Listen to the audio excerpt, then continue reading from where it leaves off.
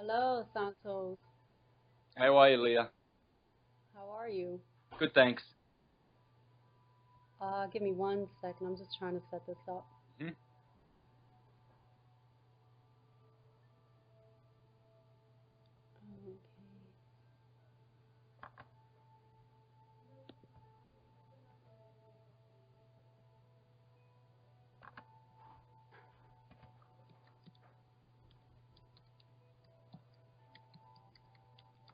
Okay, and can you see me, Santos? Yep.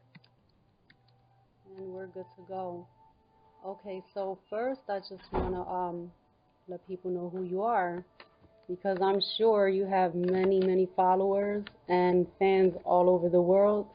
And based on your bio, I'm just going to let them know a little bit about you.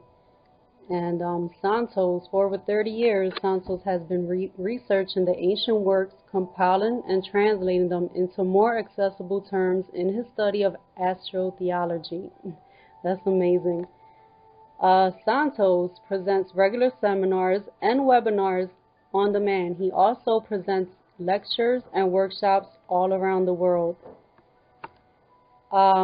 Santos deals with the subject of syncretism, which is what we're going to be talking about today. Syncretism, bringing together all of the fields of knowledge and wisdom and showing the interrelatedness of all things. Syncretism is the opposite of division and disunity and covers all the big topics like theology, astrotheology, natural science, astrology, reclaiming dominion, breaking the fictions of religion, science and law, and the holy science, an ancient science based on the workings of the solar system, which is the science of as above, so below. These sciences enable one to develop wisdom and enlightenment far beyond what this world currently has to offer. Now, Santos is going to be talking about syncretism, and he's going to tell us why syncretism is the path to ascension, salvation, and intelligence. Thanks, Leah. You're welcome. Yeah. So, did you have any specific question, or do you just want me to just elaborate on syncretism? Yes, you can elaborate on it. Mm-hmm.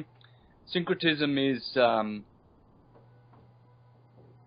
ability and the science that we have to understand all things and see the interrelatedness of all things.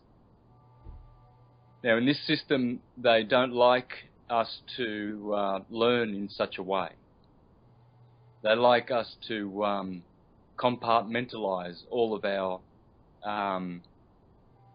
sciences. And so what we have is experts in one field, and they don't have the ability to cross over into other fields of learning or to understand them.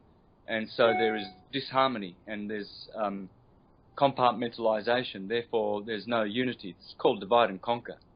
And Rome has been implementing such a modus operandi for a few thousand years now. And so in the Renaissance time, the world was syncretic. The great geniuses of those days, Marsilio Ficino, Giovanni Pico della Mirandola, all these guys, they were syncretists. You know, syncretism was the word of the universe. You know, it was the science of the universe. Yeah.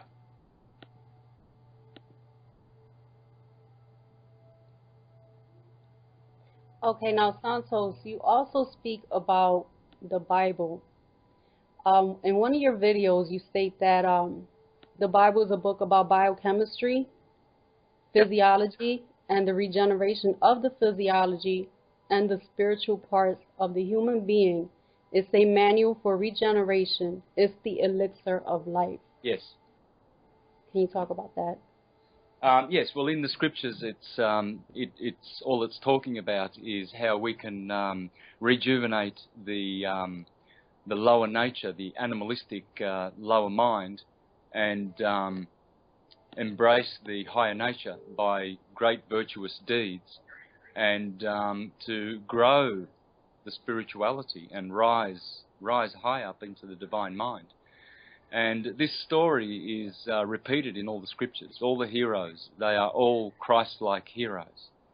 And these Christ-like heroes grow their consciousness and develop their consciousness to a state where they merge with the Divine One. And this is the ability that we have. And once we do this, this is called Christ consciousness or Krishna consciousness.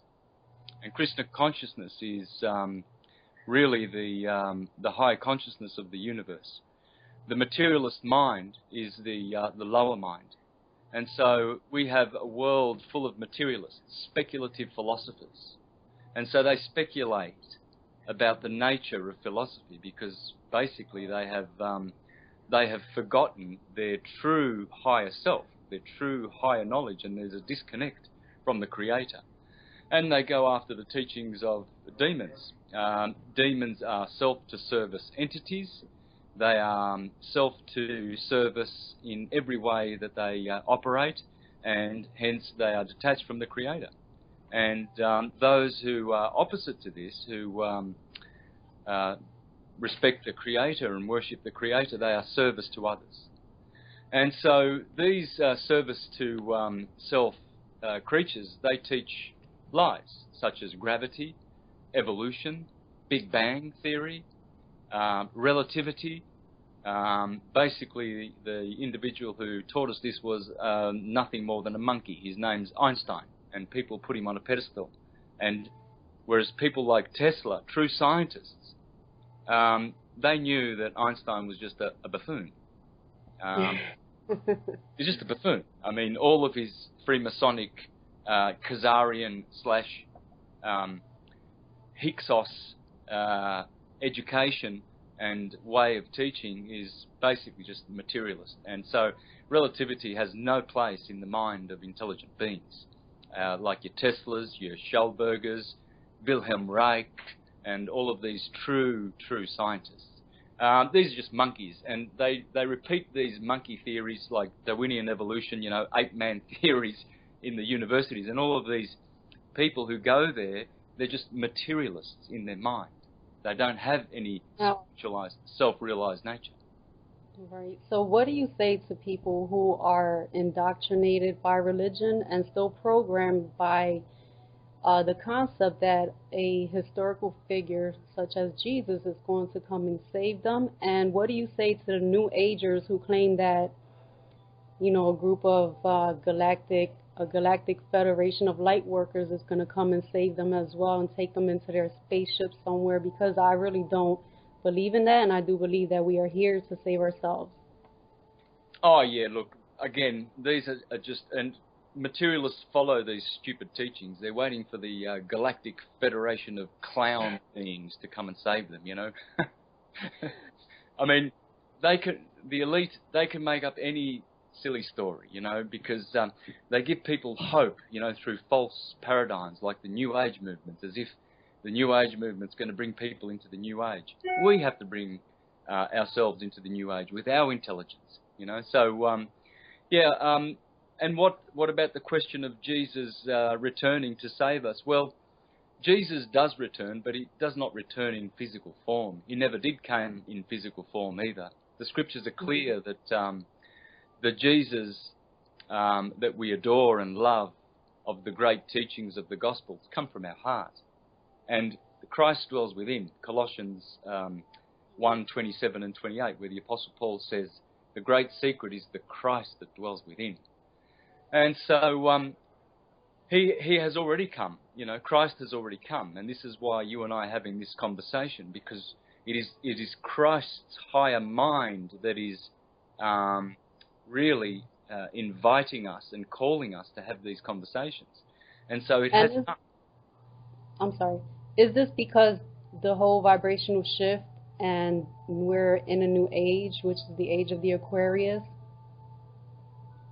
Yes, the age is certainly a new age. There's no doubt about that, despite the false new age movement, the New Age is upon us, and it was prophesied many, many years ago, and it's the age of the water bearer. And this is where, in the Gospels, Jesus says, where you see, when you come into the town and you see a man carrying a pitcher of water, follow him into the upper chamber, and this is where I will have the evening meal with you. What this is saying is, this is how the ages transition. And we've transitioned from the age of Pisces, and the ruler of Pisces is Jupiter, or Zeus.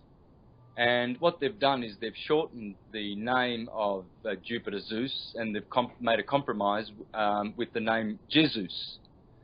And so it's not a Hebrew name at all. Yeshua is the true name of that being, and that being is a person.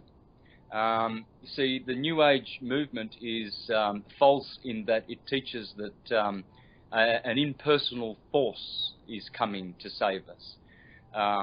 As Jesus, and this is false as well. This is the false light, the white light that they keep teaching us to merge with. And this is it's very dangerous, because Jesus, Jehovah, Krishna, these are persons.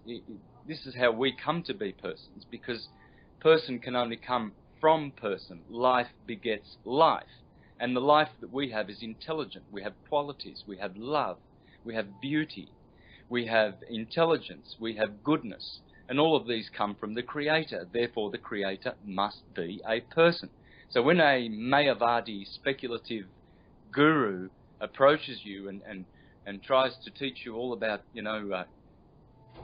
who knows, some kind of spiritual enlightenment, all they're doing is shortchanging you, because what they're doing is they're offering you something which is not the ultimate goal, the ultimate truth, and the ultimate reward that you can have, which is to be forever unconditioned, unqualified, unlimited with God as an individual. You see, they would want you to lose your individuality. They would want you to merge with the white light and commit spiritual suicide. And this place is called nonetheless, it is still the Godhead. The Godhead is made up of three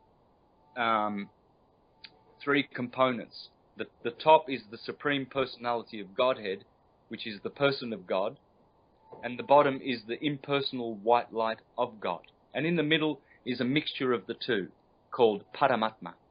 And so at the top you have Bhagavan, and Bhagavan is Krishna, God, the Creator, the Prime Creator. And we are invited to go back to Krishna Loka. Krishna Loka is Christ's kingdom.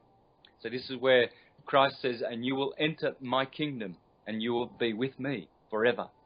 Well, Christ and Krishna is exactly the same being, the same God.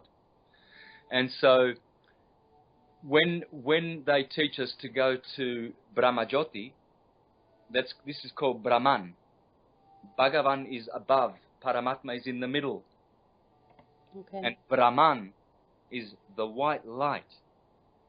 And so Brahmajyoti or Brahmananda is the impersonal white light of God. And so there is an impersonal bliss there, and there is no activity there. And for some people, it's a place of stillness. Yes. And isn't this magnetism? No, it's a place of impersonal bliss. Okay. So you cannot interact and have activity. Whereas so there's activity. Yes, no activity. Whereas we are invited to have eternal, glorious pastimes with the Creator, and indulging in all of the things that our heart desires: music, festivity, drinking and tasting of foods, but not in the spirit, not in the material way. This is where the materialist minds, they do not have the mental and intelligent force to be able to understand that this will all happen in spiritual activity, and we will have spiritual form. You see, because these Brahmajotis, these Mayavadis, a Mayavadi is a teacher of Maya, the illusion, falsehood, partial truths, half-truths. And they will teach you to go to the white light. And many, many have gone to that white light. And it's a trap, because from there you will be harvested again and again, if they wish to. And so why should we settle for less than the supreme reward that has been offered and extended to all individual creatures of the Creator? And so we get to have activity with that one as individuals and keep the individuality. And so what we experience is the great secret doctrine called inconceivable oneness and difference. Whereas the Mayavadis and all the churches basically are teaching you to either accept a lower reward, and many of them are nihilists. And a nihilist or a voidist is someone who teaches to go to the void and to cancel all things, and all your individuality will cease and you will merge into some void and you will be nil again. And that is a reward that is not even a reward. That is total spiritual suicide, where you will never return from absolute death. And yet there are teachers out there teaching this preposterous reward. But above the nihilists and the voidists are the impersonalists. Okay. And these are gurus. They're getting around and they're charging $1,000 to go and see them. Oh yeah, you sit down on those seats and warm those seats, and you come and listen to all of this gobbledygook about how you can go to the white light, you know, and you will be nothing other than just a blob of impersonal, semi-conscious nothing, having no activity and having no divine glory. So this is the big difference with people like myself and my Astro-theology and Syncretism. Syncretism helps us to understand the holy science. We are more than these material minds enable us to comprehend. We are much, much more, but we have to invite this to come down into our lives so that we can embrace this higher intelligence and higher spirit. And we can, and the only way to reach that, Leah, is to surrender. You see, many people do not have the heart condition to surrender to the Creator, because they already think they're God. They've been taught by these Mayavadis, you are God, you are all that is, all that ever was, all that is, and all that ever will be. This is a lie. Because would you say we become one with God when we have activated the 360 dormant brain cells? We have 360 senses, but the dormant brain cells are unnumbered. So those need to be reawakened, and we can talk about how syncretism helps us to do that. And that is the process by which we invite Christ consciousness into our lives. But it all hinges on surrender. And you see, most of the individuals today, even great gurus, they do not surrender to the Creator. They believe that they are above the Creator and they are God completely. Whereas the true doctrine is that we are one and the same of God qualitatively, but not quantitatively. And so quantitatively we are always individuals different. It's like you could liken it to a drop of water. A drop of water is, or salt water, is H2O and sodium chloride and whatever else is comprised in that water droplet. But it's an individual drop. Now you can put that drop back into the ocean so that it merges with the ocean, but those elements, those particles, if you want to call them, or wave lengths that make up that particular drop of water are always individual. And so we could liken ourselves to that. We are little Christs. We always have been. So we always have been one with God. This is why when Jesus says, I and the Father are one, people believe that it is one and the same. They are not one and the same. They are one. In that they are, of the same substance, but never quantitatively, you see. And so these are the truths that need to get out, and syncretism teaches this, and I've been teaching this in my astro-theological presentations from the word get-go. And so my purpose is to bring people out of demon worship, which is Big Bang theories, gravity, hocus pocus, which Tesla debunked. Two things he enjoyed debunking was the gravity hocus pocus and relativity. And so if there's no gravity, there's no globe, and there is no globe. And this is where a lot of people fail miserably to understand their cosmos, because they're stuck in they're crystallized in the materialist mind, and they've been fooled by demonic Mayavadis, and all of the institutions of the world are full of demon teachings. Isaac Newton's gravity hocus pocus, honky, shonky, wonky, dodgy, bodgy, bogus, pseudoscience, So, and people swallow it, and they want to kill you if you tell them that it doesn't exist, And geniuses like Tesla just laughed at these stupid teachings, idiotic teachings.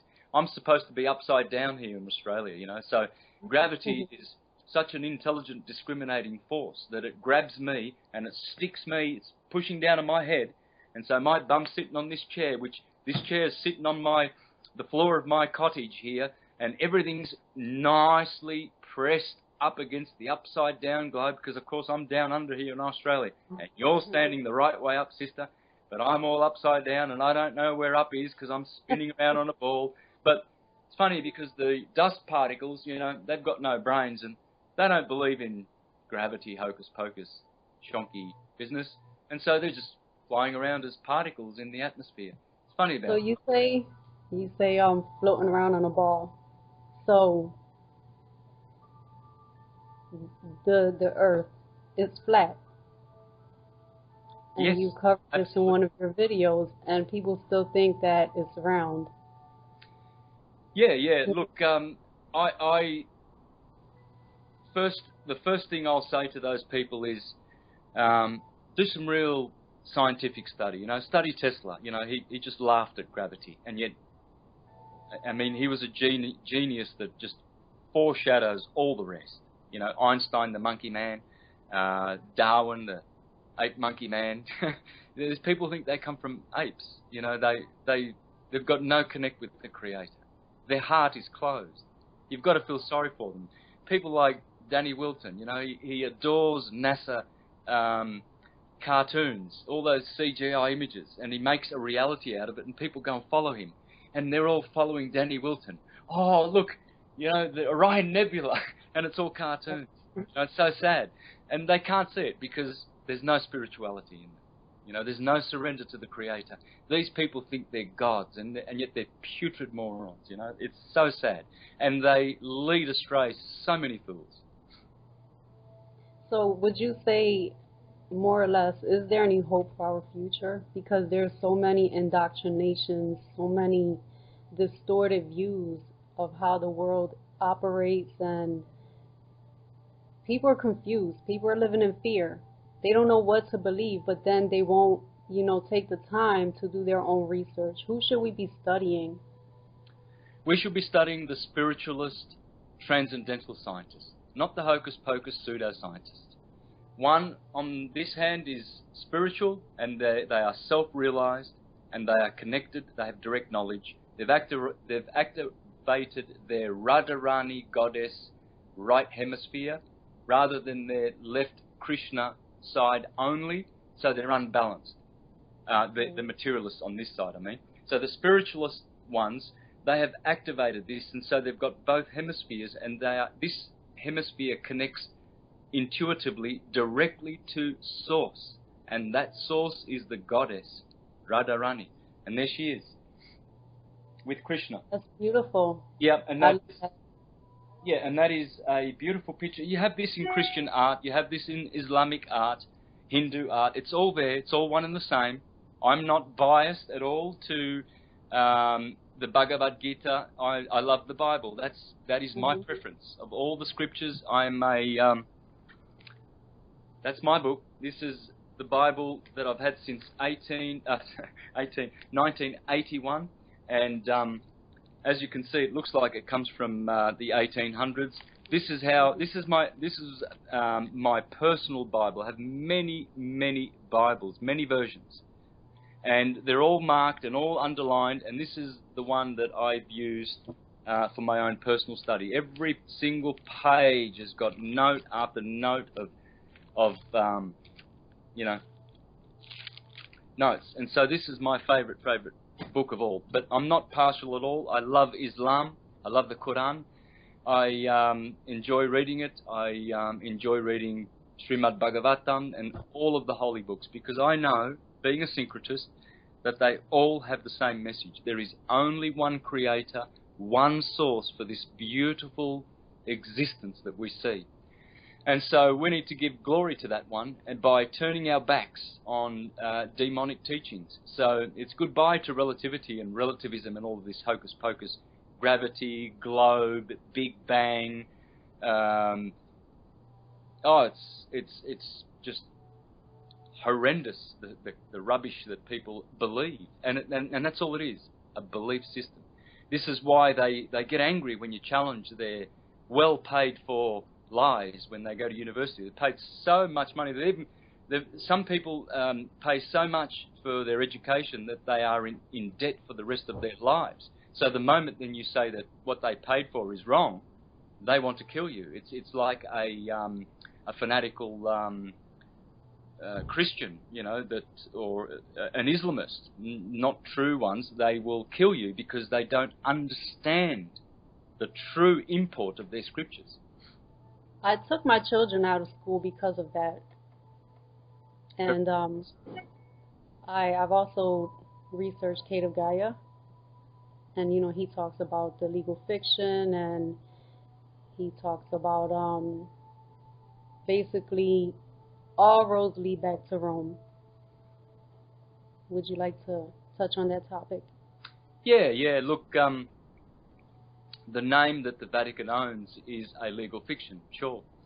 And the problem with that is that people believe that that's who they are. They believe that they are one and the same and connected with that name, whereas it is only a commercial name. And we are more than this. We are more than a name. A name is a limitation. Many of the great spiritualist philosophers have said, do not name me. The moment you name me, you limit me. And so limiting one by giving them a name, for instance, your name, my name, Santos. There are many Santoses in the world. I'm not the only one. It's a borrowed name. It does not define me. It's the sound you hear which designates and points to the individual that I am. But I am much more than a beautiful name, as beautiful as the name Santos is. It's not mine. And so the trap is that people have gone surety for that name. And that's the Sir name. Sir is short for surety. And so the Bible warns us about going surety for other people's debts that are created by others. And all of the debts that are created through the public commercial legal name system, that is all in the public world. It has nothing to do with real people. That's a fictional world. And so there's a big difference. And this is where people like Kate of Gaia are very illuminating, because they teach the difference and help people to escape this Babylonian false system of commercial, another demonic teaching, really. The legal name is a fraud, and it's a demonic teaching. So, there's everything that we've been taught, really, every system that has been implemented has been evil and destructive and designed to steal our energy. They are parasiting from us. And who are they?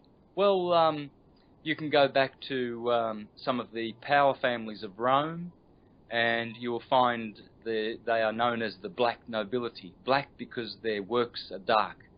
And one very, very big family that comes from this is the Guelph family, the Beauce-Lyon, Saxe-Coburg-Gotha, the Windsors. And they are the black nobility. These people are demons. They are swine. When you look at Queen Elizabeth, please do not think that that is a human being like you and I with empathy. That is a swine. They come from swine. Rest assured. I know many people will laugh and they'll say, oh, that's stretching it, Santos. And they'll run off and, have a bit of a chuckle.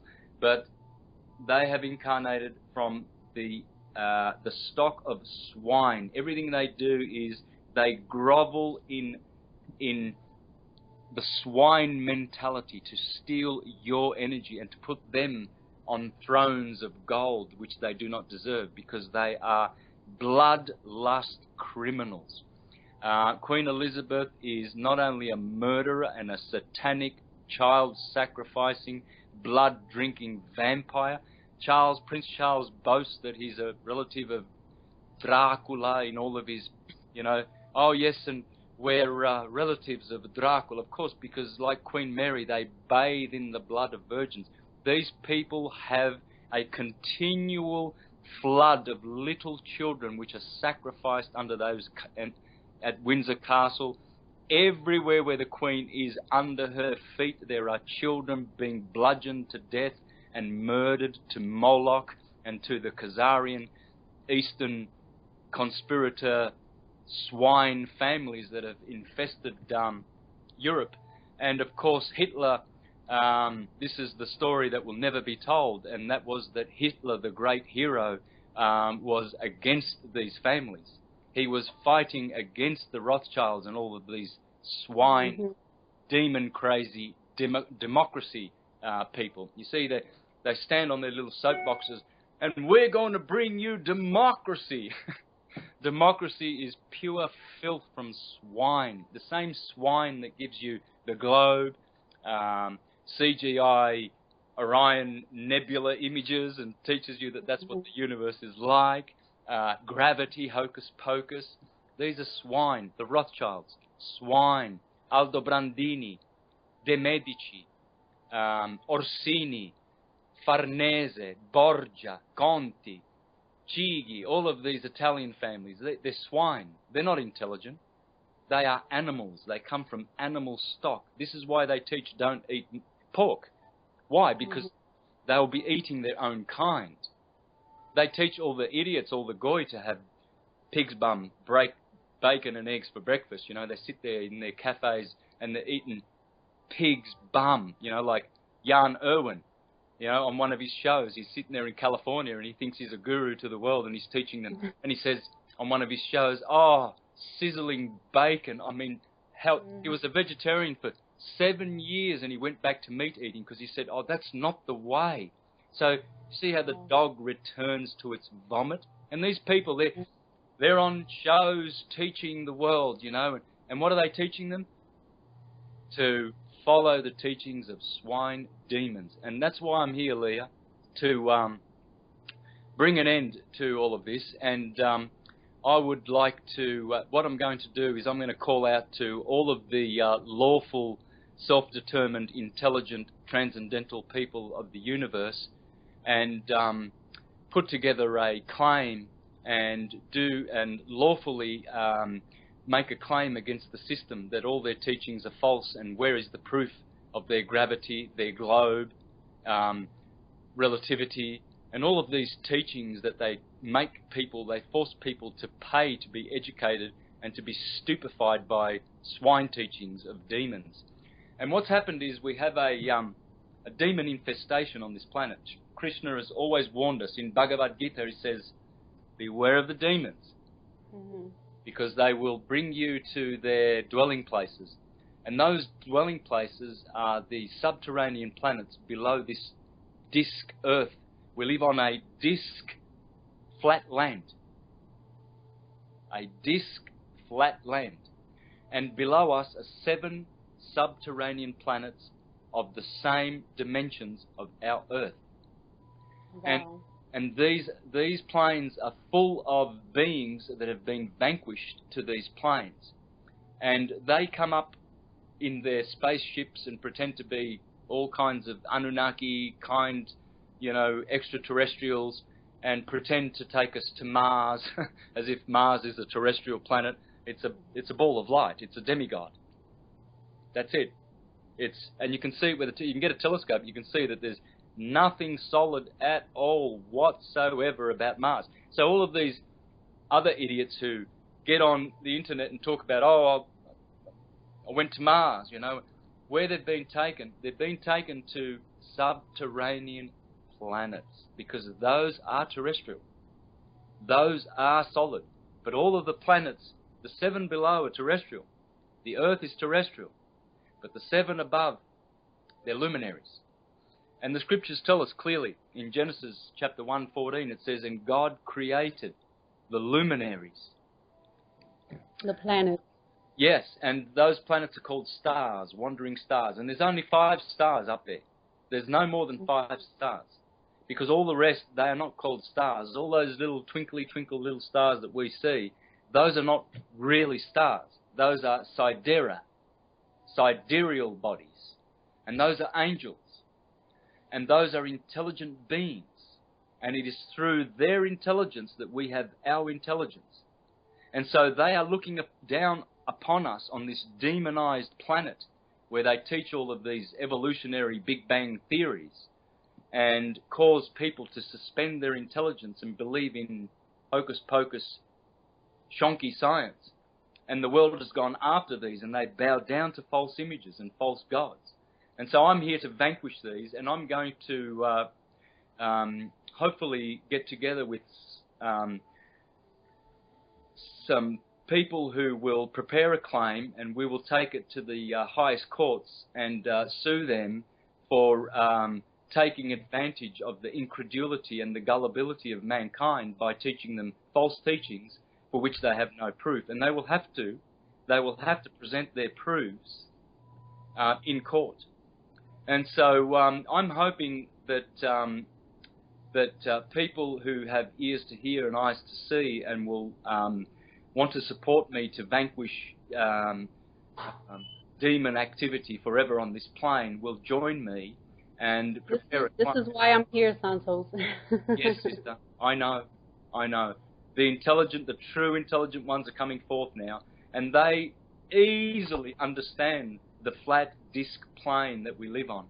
Whereas the unintelligent materialist ones, who have intelligence but have suspended it, cannot understand it, and they will kill you. They will kill you for even suggesting that what they were educated with since kindergarten is wrong.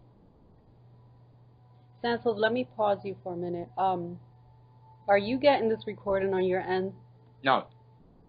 No. My camera's a little shaky. Give me 1 second. Mm-hmm.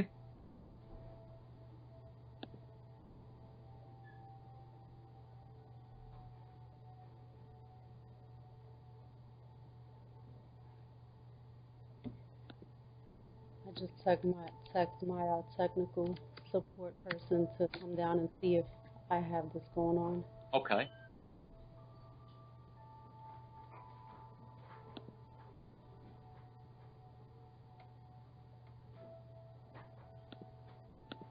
So when he checks this all out, I just want to talk about the planets and how they have an effect on us.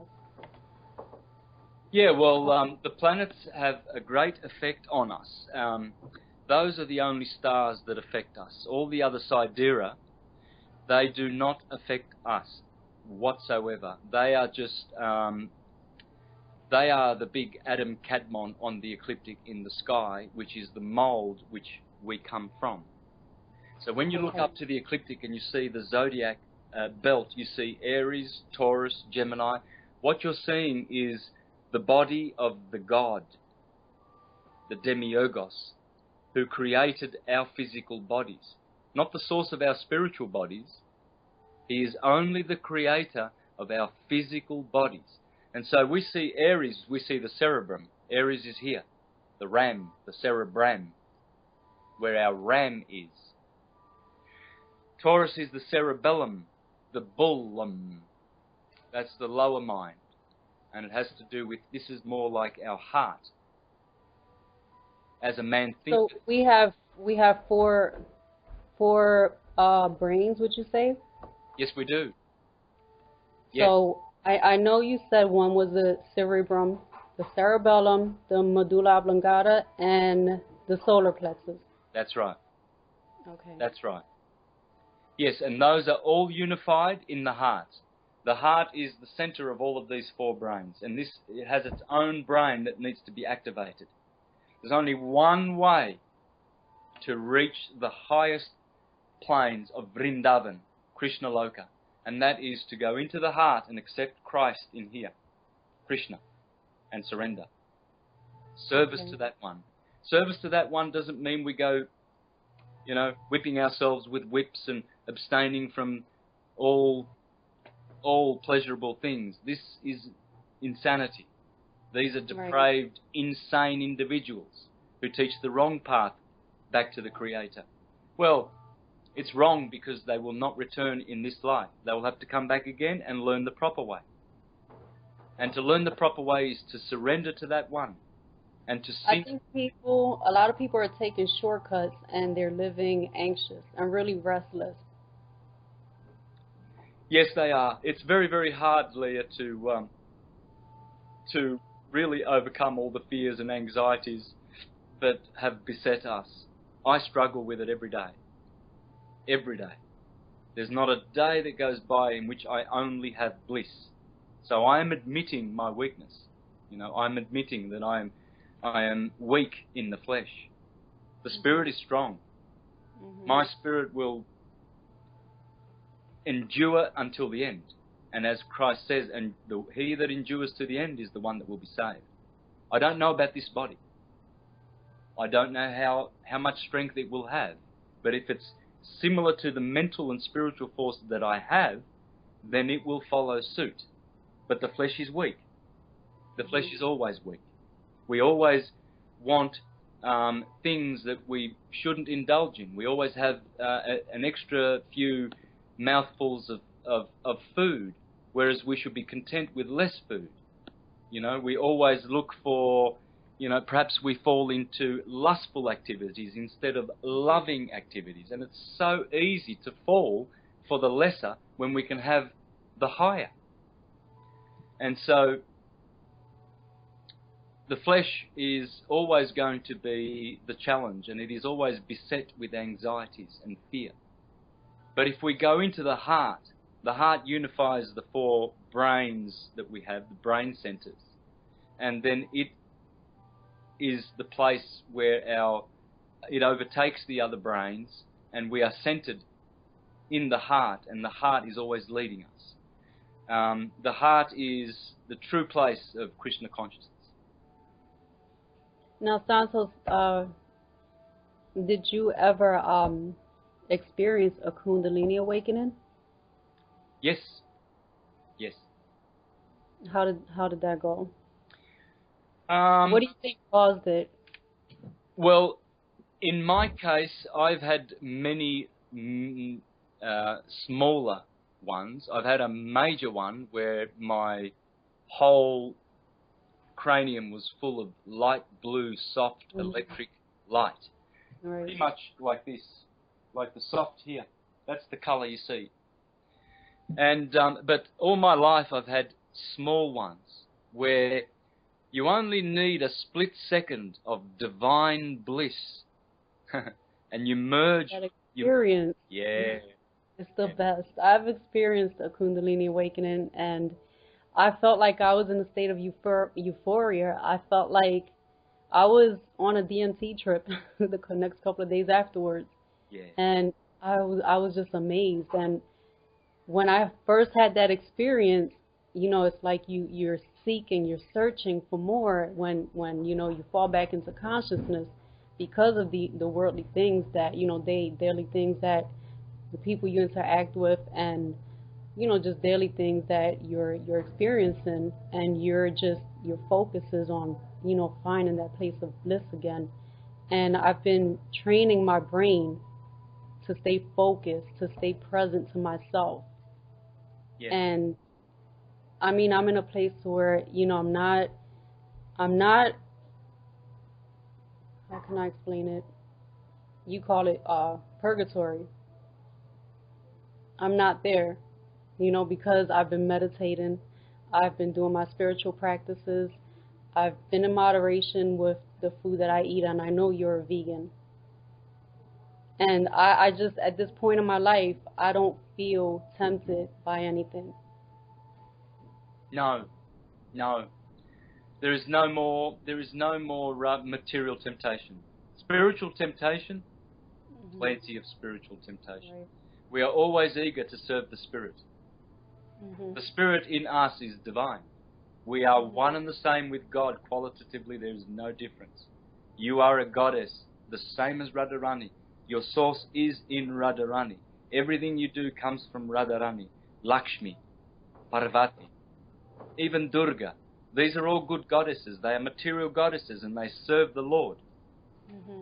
But ultimately, at the very, very top, there is always Radharani and Krishna. And they are always together, forever in love, forever serving each other. One serves the other serves the other. And we are there always serving them. And the spiritual pastimes that we will have, there will never, ever be enough spiritual ambition to fulfill all of the beautiful things that we will experience in Vrindavan. And this is actually, like, before meditation, it's like I cancel the world out, and right before meditation, you know, I find myself in a sacred space, heart-centered, and it just makes me cry. Yes, yes.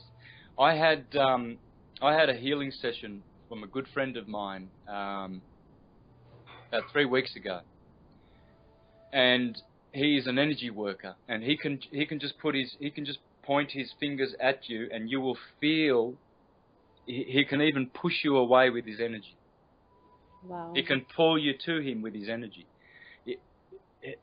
If he puts his hand on you anywhere, you can feel an intense flow of energy coming from his hand.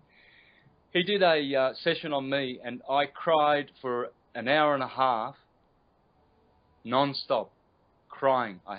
My body was convulsing and twitching and releasing and releasing and releasing.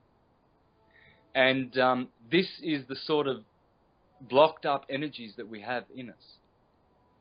Trauma. I sometimes feel like I'm powerful, because when I do that, it's like I can make that happen to myself. Yes. Yes. You can. We have this ability. We have the power. And what would be recommended is to find people that you love dearly, who are healers, who work with energy, because the energy is Christ's energy. It does not belong to anyone else. The owner of all energy is Christ, all energy. And so we need to channel Christ energy. This is why in the Bible they say that the elders should place their heads in the laying of their hands on the new adepts, on the new initiates. And this way more Christians come into the world, more Christ-like beings. So we need to help our brothers who are still stuck in the materialist mindset, going to church. We don't need to shock them out of their reality, because we can do more harm. If we start teaching them like the Apostle Paul started teaching them, he said to the Galatians, you know, you're still stuck on the milk of the Christ. I cannot teach you the meat of the Christ, because you're still babes in Christ. And so, Galatians, you know, you're like children. And so it's better to leave them alone, because you can do them a lot of harm. But it's always good for you to be there for them, because your spiritual mind will imbue their material mind, and you will elevate their material mind. And so these beautiful Christians will become true Christians. You see, because Jesus said you will recognize them by their fruit. A bad tree does not produce good fruit. A good tree does not produce bad fruit, and a bad tree will be cut down because it is worthless. And so when the scriptures say, you know, let the dead bury their dead, Jesus wasn't being some evil creep by saying that. He wasn't saying, oh, don't worry about your parents, let the dead bury their dead, you know, I don't care about them. No, he was saying, many are dead in their sins and trespasses, and they do not want to come to the light. They don't want to come to the light of Christ. And so let them bury their own dead. Don't be following them. Pick up your torture stake or your cross that you must bear and follow the Christ. And so I have always been teaching this. There's never been a period in my life that I've not been teaching to return to Christ. I was a Jehovah's Witness for 30 years. I was knocking on people's doors. And what did I preach? To repent and turn to Christ and surrender the life to Christ. And so in 2005, that was the last time I ever went to a Jehovah's Witness meeting, and that was in Japan. I was on a music tour with my band, and I decided I would go. And I went to one of the meetings earlier on in the tour, and I didn't return. I never went back. And I went back to Australia, and I didn't go to any more meetings. Why? Well, because I had enough time in Japan to see the Shinto way, the true way of humans that have not been adulterated by false Christianity. They are true Christians over there because they don't have any judgmental attitude towards other churches. They are forbearant. They practice forbearance. And so what I saw was a different kind of Christianity being practiced. So I never went back to the Christian Jehovah's Witness church. And shortly after that, I had some awakenings and activations, some Kundalini activations in 2006 and 2007.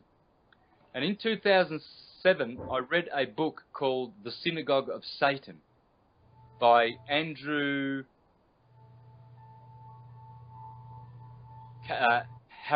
Carrington or something like that. Anyway, the title is unmistakable, The Synagogue of Satan.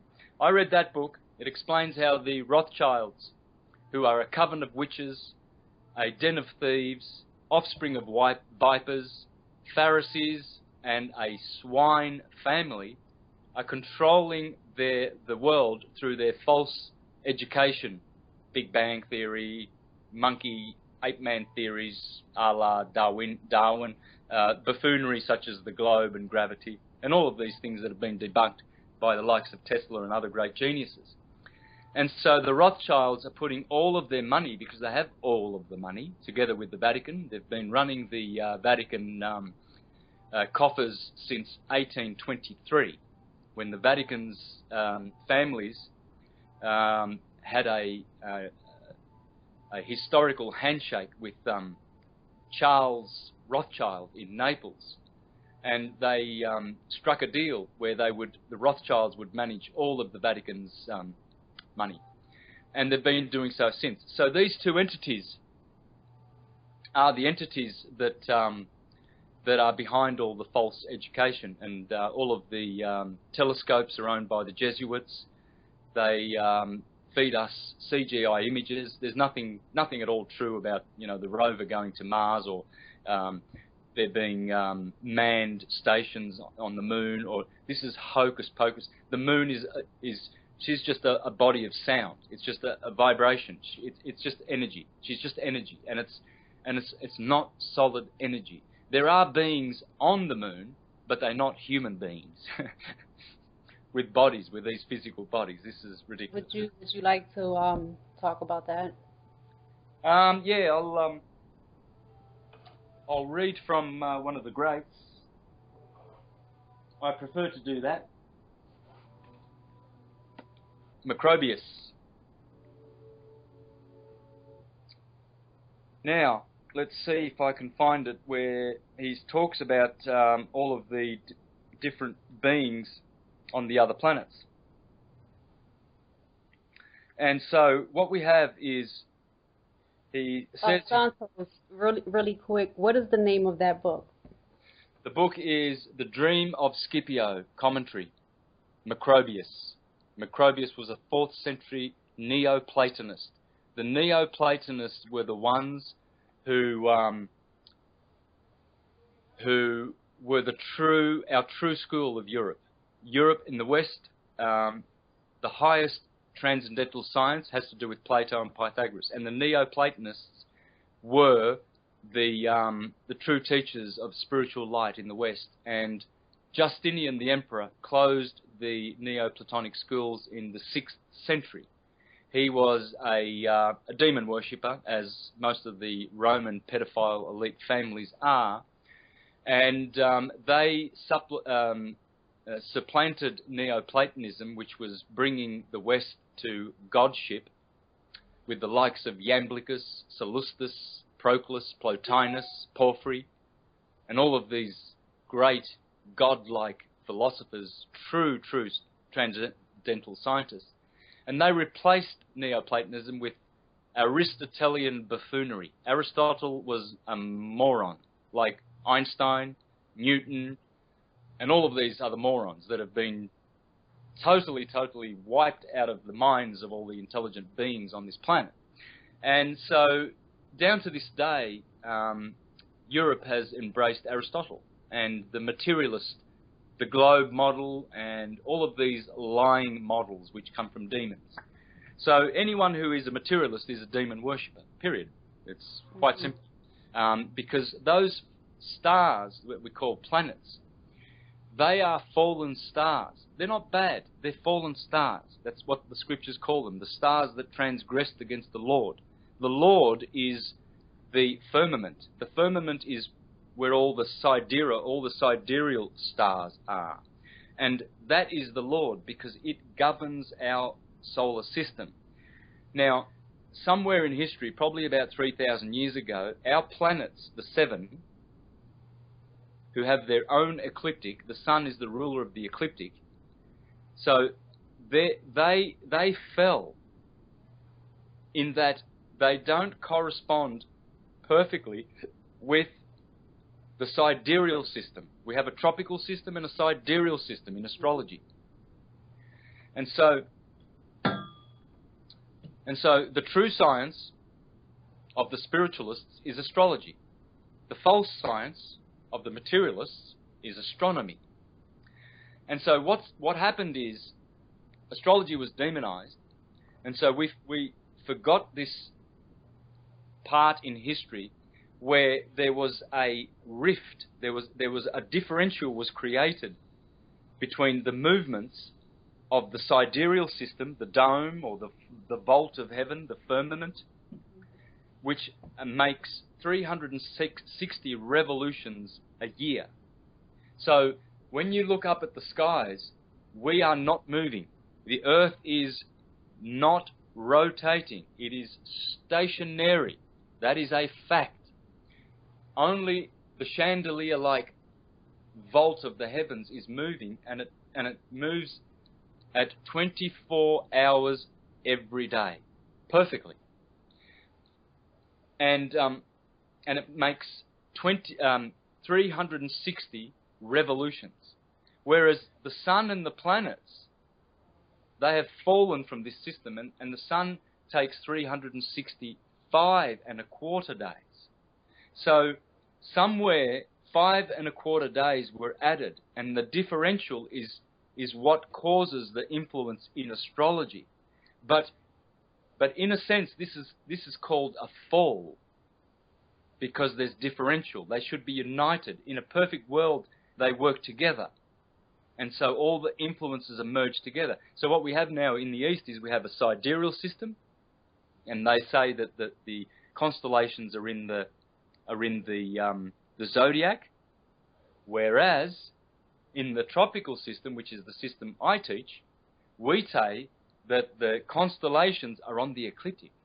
So Aries is 30 degrees on the ecliptic. Taurus is 30 degrees on the ecliptic.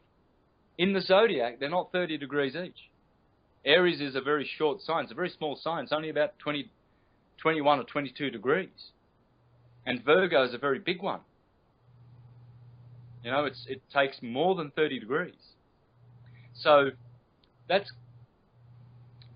star-based astrology, and that's sidereal. Whereas the tropical system teaches that the constellations are actually 30 degrees each on the ecliptic. So this is why it's so important to know the ecliptic.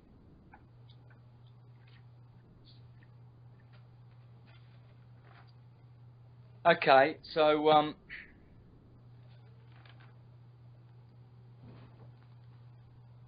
all right, we're looking for the planets and the names of all the people that live on those planets.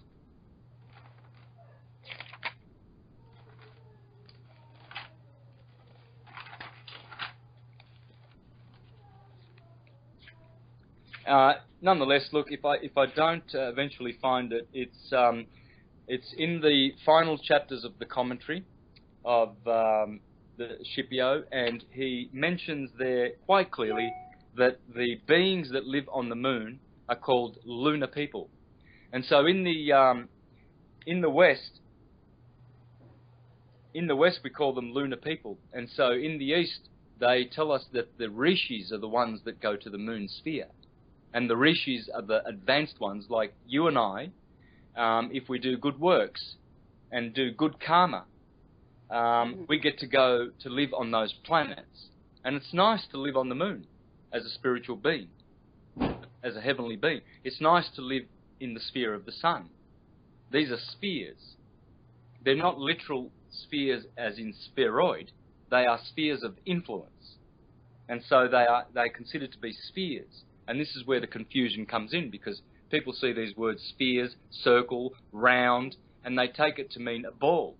But there's no balls. There's no terrestrial balls in space whatsoever. There are objects that appear as balls and cubes. Cubes are cold, expansive, feminine energy, and balls or spheres are condensed, electrical, hot, male energy, according to Walter Russell. And so we see that the universe is producing spheres inside of cubes, inside of spheres, inside of cubes. And this is all that the universe is producing. But the spheres that we talk about, like the sun, they are spheres in which you can live. But this is not, you don't want to go and live on those planets. You want to go beyond the planets. You want to go through them. They are portals. For you and I, the sun should be a portal. We will go through the sun back to Krishna. But you have to go through the sun. That's why Jesus says, I am the way, the truth, and the life. No one goes to the Father except through me. You cannot go to Vrindavan. You cannot go anywhere in these beautiful divine places without going through the 7 planets. We must go through Saturn. We must go through Jupiter. We must go through... But we don't want to stay there. It'll be nice to stay there, but they are demigods who have fallen. Jupiter is a fallen demigod. Saturn is a fallen demigod. Fallen. We're fallen. We are also fallen, but we are good. It's not to say that Saturn is evil. It is to say that he is fallen. Because somewhere along the line, we lost our pure service to the Creator. We have become... Why, Santos, I'm sorry, why do these dark entities worship Saturn so much? Well, because they're harvesting the fallen energy of Saturn. They're harvesting that vibration. That vibration is there because it's necessary for this time-space continuum, which Saturn is responsible for. Saturn is Chronos. Chronos is time. Time is tempo. Tempo is temple. And this temple of our bodies is under Saturn. Therefore, Satan is the ruler of this world. Satan is just another word for time. Okay, I just wanted to, I wanted you to put that into a perspective to where people can understand, because they have this false entity of a Satan. Yes. Versus, Saturn. Yeah, this is why people get so offended when Freemasons say, I love Lucifer and I love Satan, because they're much more intelligent than most people. I'm not saying that all Freemasons, again, it's like Christianity. I love Christianity. I love Freemasonry. I love Islam, because at the root, these are true transcendental sciences. But what we see on the worldly plane as Freemasons, well, most of Freemasonry today is a corrupted demonic version from the Rothschilds. And these people who join the Freemasons, they think they're so clever because they've got 33, you know, the number 33 tattooed on their arm or something, or they're doing their little 666. You know, you see Alex Jones, the buffoon, you know, and when he talks like this. Well, there's your 666. These guys are giving signals to each other that they belong to the demonic part of Freemasonry, not the true Freemasonry which I teach, which is the temple, the true temple of creation and true natural science, which leads us to transcendental science, Krishna consciousness. And so, again, you know, you've always got these half-cocked, half-witted people who go out, half-learned. A little knowledge is a dangerous thing, they say. And so they go out teaching things. Oh, you know, you'll see some people that totally denounce the Bible as a book of demon worship, for instance. Or you'll see someone, they write a book about how evil Christianity is. Oh, the Christians went to the Americas and killed all the indigenous people and stole their, you know, and decapitated their culture and murdered them at the edge of the sword for not accepting Christ. Yet, that kind of Christians, that they call themselves Christians, but that's not Christianity. You know, some people call themselves doctors, but they kill people in their operating theatres because they're not doctors. You know, they're quacks. So you can call yourself anything you want. You can call yourself a Freemason. But if you belong to the materialist, Aristotelian, Rothschild, swine brand of Freemasonry, which 99% of all the idiot Freemasons are, well then, let them perish. They will perish. And because their belly is their God, you know, they will inherit, they will be recompensed their due reward in full measure, pressed, shaken, and overflowing. Now,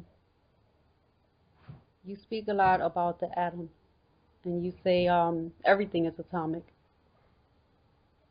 Yes, and I always qualify this and explain. I don't follow the buffoon model of quantum physics or the classical atomic theory of, you know, electrons, little particles floating around a nucleus and all this rubbish. It's waves. It's thought waves. Atoms are thought waves, and hence you have an anatomy, which is a body, which is the thinking of the seven. So those seven cosmic it's a point universe. Okay. Who is responsible for this body? The seven. Saturn, Jupiter, Mars, Sun, Mercury, Venus, Moon. My body is here. Your body is there, I can see, by grace of the seven. And your spiritual qualities are by grace of the 12. Aries, Taurus, Gemini, Cancer, Leo, Virgo, Libra, Scorpio, Sagittarius, Capricorn, Aquarius, Pisces. That is your mental, spiritual, invisible, psychic part. And the seven give you your body. And so this is why you have 12 cranial nerves. Because the Lamb of God is Aries, the cranium. And the cranium commands its 12 disciples, 12 apostles, to go down to the land of Canaan, which is the lower nature. All nerve endings. Yes. And so those 12 cranial nerves, they go down through the vagus nerve system, the pneumogastric nervous system, and they are the 12 disciples that go and preach to the Canaanites. And the demons down low, down in the lower nature. And they help our lower nature to grow, and they witness to the lower nature, that this mind, the Lamb of God, the cerebrum. And so it sends forth its nervous impulses and fluids so as to save the body and alkalize the body so that we can raise the beautiful chrism, which is the fluids of the Christ in our bodies. And as you mentioned at the start of the show, this is how we raise the oils and activate the cerebrum and reactivate all the dormant brain cells. So how we do this is by looking after the chrism, which is this beautiful fluid which is produced by the claustrum. Santa claustrum in the North Pole, Santa Claus. And so this beautiful claustrum secretes the chrism, and the chrism descends down through the pineal gland and the pituitary body, descends down through the Ida and Pingala nerves, down to the sacrum, and from the sacrum there, the sacrum is a pump, and it pumps the oil back up. And every month when the moon transits your sun sign, all right, so it's handy to know your star sign, Aries, Gemini, whatever, when the moon is transiting your sign, the sign you were born under, so if someone was born on, say, April the 6th, they were born under the Lamb of God, Aries. And how should someone go about keeping track of this? I know they have calendars, and I believe it's a germ. Yes. So, yes. Is it 2 days out of the month? It's 2.5 days, 60 hours. The moon spends 60 hours in each sign, and so she will only stay for 60 hours in each sign. So 2.5 days in Aries, then Taurus, then Gemini. So you have to get a moon tracker and watch the moon. And so when the moon is in your sign, that's the time when you need to be extra careful. No time. When the moon is in my sun sign. Yes. I'm a Scorpio. In which case, watch when the moon is in Scorpio, and when it is, she germinates a psychophysical germ in your solar plexus, just above the sacrum, and that is called the chrism. That is a baby Christ born in you, in your womb, your spiritual womb.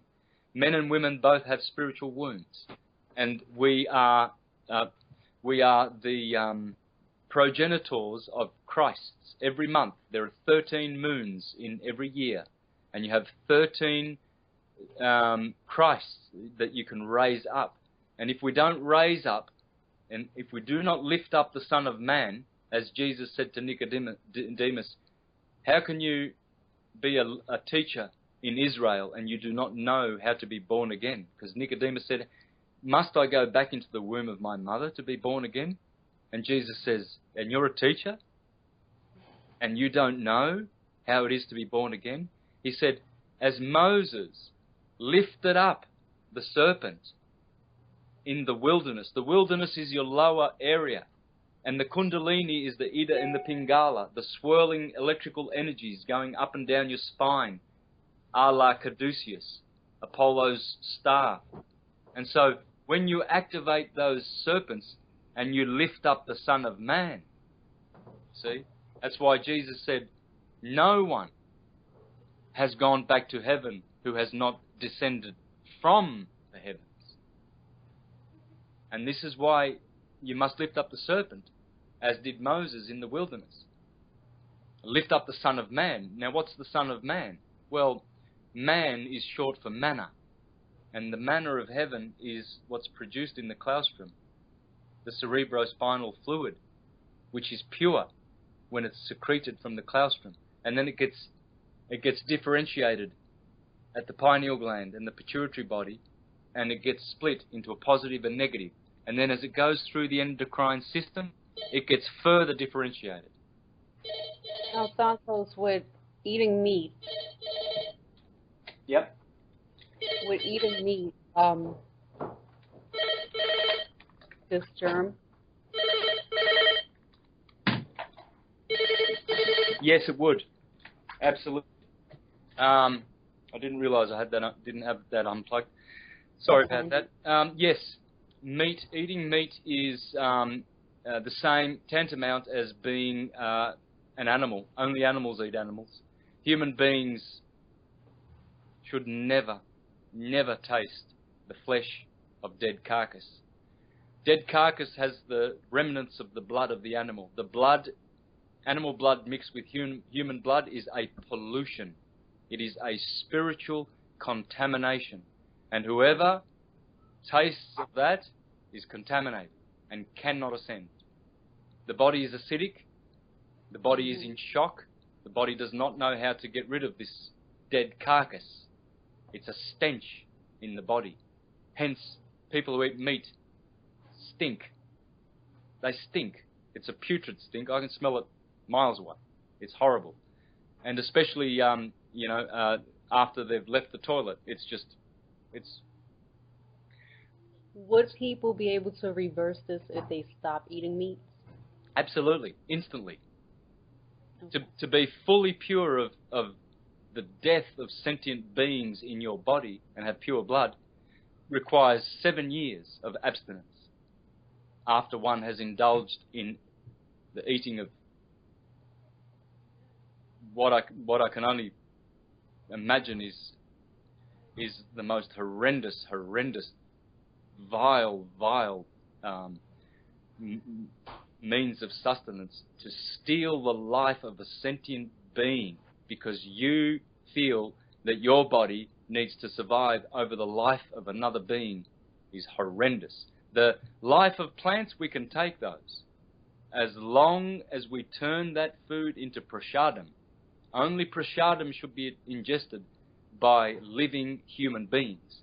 And to make prasadam requires a special chant and special love. When you prepare your food, this is why Christians pray. Praying is the same as prasadam. You see? You make holy food. And you only put holy food in your mind. No animals. No animals should ever be tasted by our lips. Our lips are divine. Our lips should speak forth spiritual truths, not pseudoscience. Now, Santos, I heard you chant before. Yes. I would recommend 3 chants to people. I would recommend the Om, Aum, and I guess it's not very important initially how you chant Om, as long as you just chant Om. Eventually, you should know how to incorporate all the vowels. There are 7 vowels, not 5, 7. In some systems, there are 10 vowels because they include the diphthongs. So the complete system is 10, not 7. I have taught the 7 system. I've never been able to teach the 10 system because I don't know it yet. But if you learn the system of 7, that should suffice. That should be good enough. I'll teach you that right now. I'll just grab my whiteboard.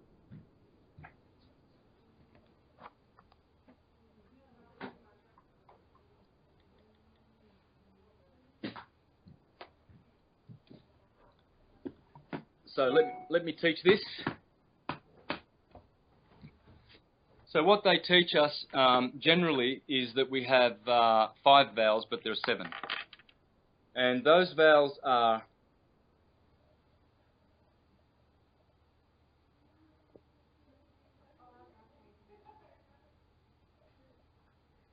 that's what, in that order, they give us the 5 vowels. That's the order, isn't it? A, E, I, O, U.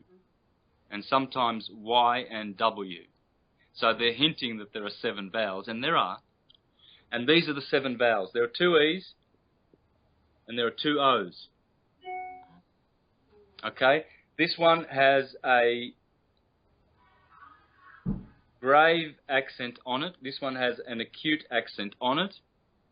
This one has a grave accent on it. This one has an acute accent on it. So this sound is as in under. Okay. Or when you say man. Okay? That's That is as in when you say at. Okay. Under. At.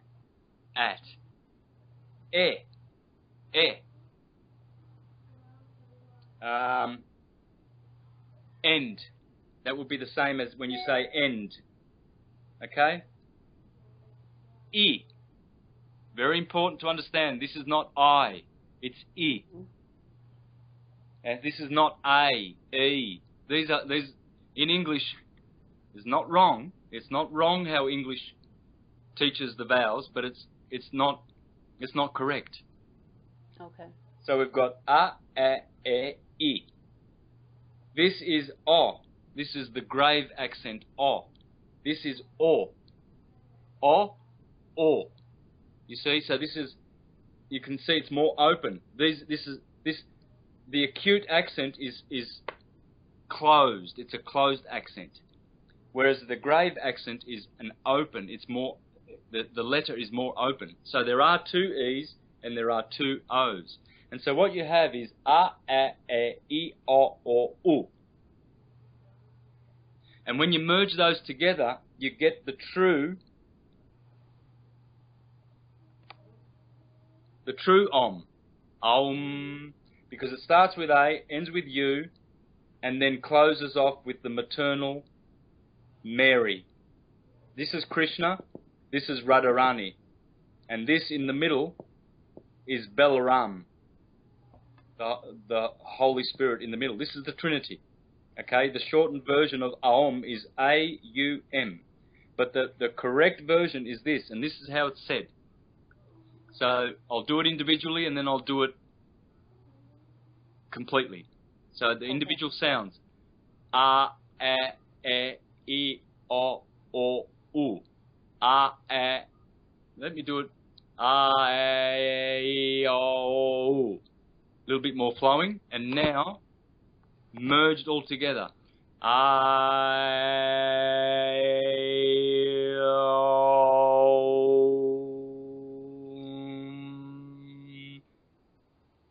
When you learn that,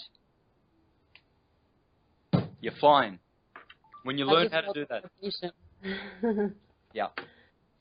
And so some more advanced teachers, they will teach you the other three sounds, but rest assured the seven will do the job. The seven will, even if you just do the three, Aum, Aum, Aum, Aum, Aum, and you can do it with different pitch, Aum, Aum, Aum. But that is the base frequency of the universe. The whole universe is based on Om. This is why the Indians said all is Om, and the Egyptians, on the other hand, said all is Atom. Well, Atum is the same thing. So I would recommend to learn the Om. I would also recommend to chant the name of the goddess, Radharani, and the Hindus chant Jaya Radhe. Jaya Radhe, Jaya Radhe, Jaya Radhe, Jaya Radhe, Jaya Radhe. These two words are the most comforting words I have ever expressed from my lips. I do not know any other sound that gives me more pleasure and comfort than the name of the goddess.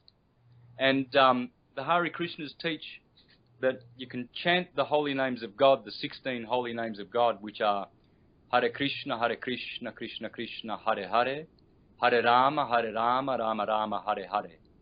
This is the most divine expression under the sun, in the universe.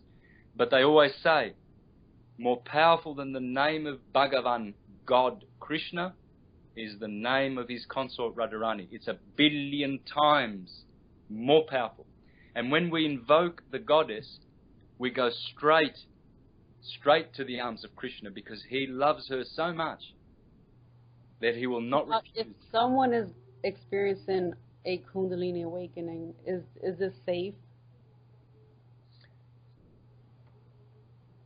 It's safe for me, but some people who are materialists, who are still meat eaters, who are still locked in demon worship,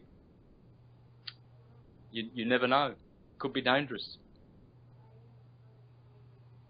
I've seen people try, and they were like totally spiritually dead still, and they think that they're ready to become this spiritual person, and they try these techniques and they create a psychosis. Yeah. They do more harm than good because they're not ready. They're not sacred. They're materialists. I don't know how many times I have to repeat it, but there's nothing else to repeat. They are materialist demon worshippers. And we love them. I love them. My family are still of this kind. Some of my family, and I love them. And the people who are, you know, even some of the people who are listening are still stuck in demon bowing down to demons. We must stop doing this. And hopefully they will go into their heart center and release the demons. But you must deal with your demons. And what are demons? Okay, well, because probably the demons I used to preach about when I was a Jehovah's Witness is totally different to the demon I'm talking about now. And so a demon is an egregore, a thought form, or an emotion form. And you see disturbed people who carry demons. Sometimes they talk to their demons. You see them walking down the street acting very crazily, unkempt, but they're always talking to their demons. You see, I've seen this many, many times. I used to be a street performer for 12 years, and I saw homeless people and demonized people on the street, and you will see these crazy people talking to themselves. Well, what they're talking to is their self-created demons. And so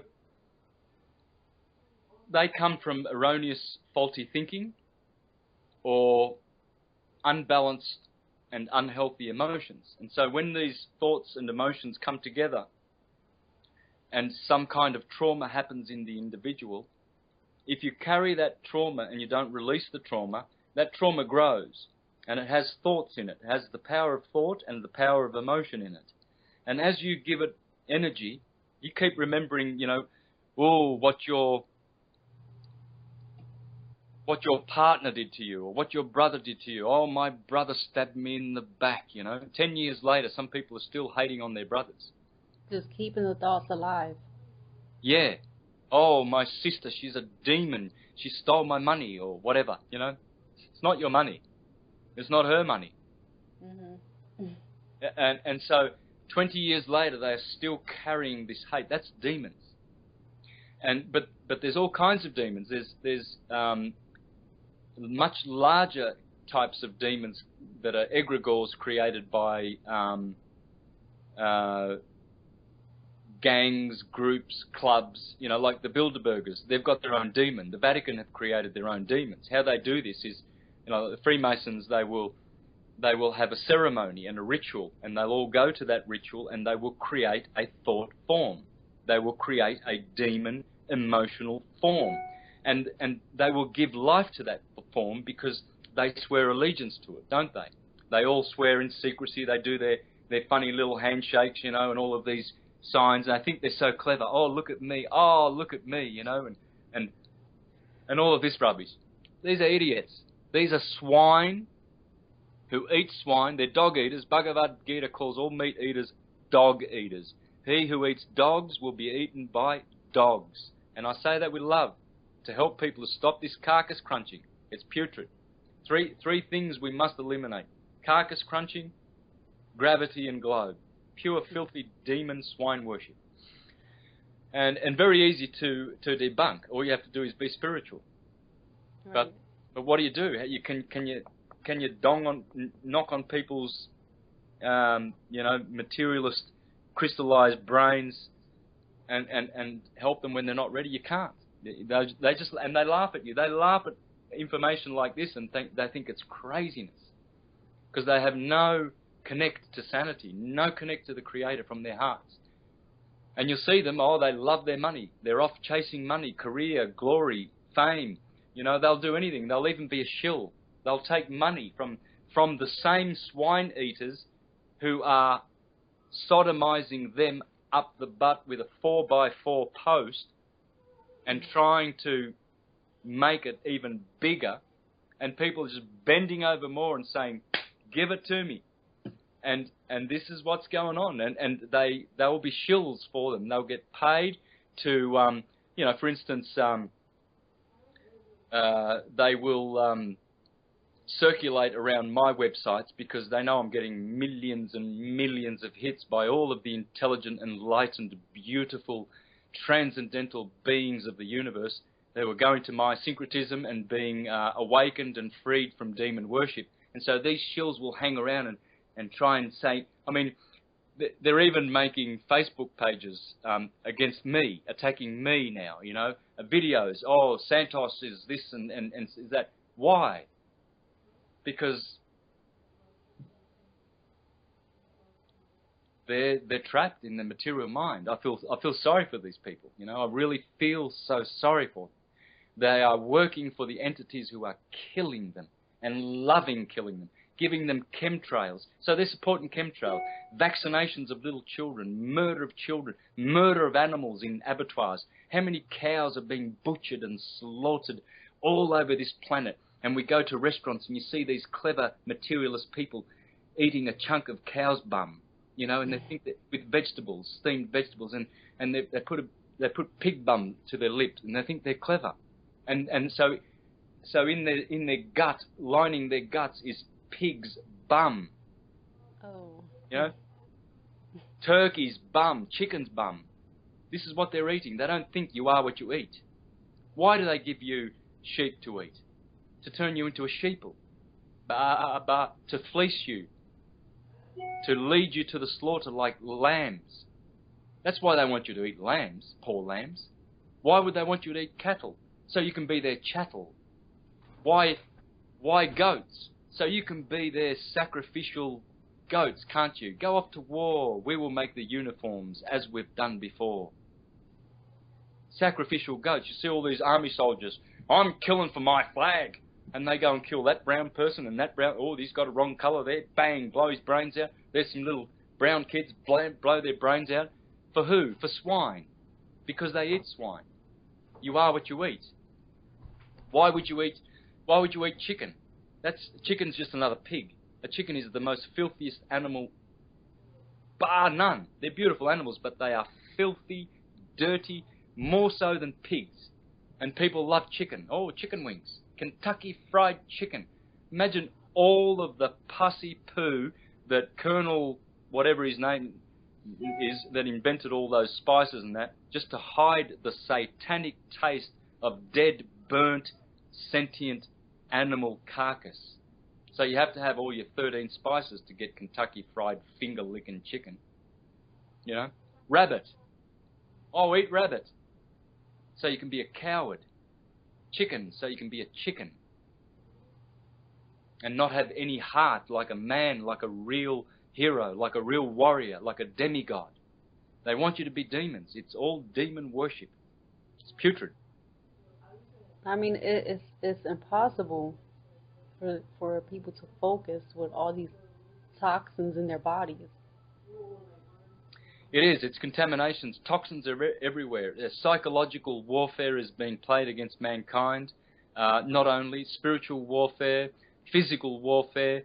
The military-industrial complex wants and needs and creates and gets wars all around the planet. And you've got swine eaters going off to kill. There's no vegetarians anywhere in those. There's never been a mercenary who was a vegetarian. Because the moment you are a vegetarian, you've transcended all of this killing. Vegetarians do not kill.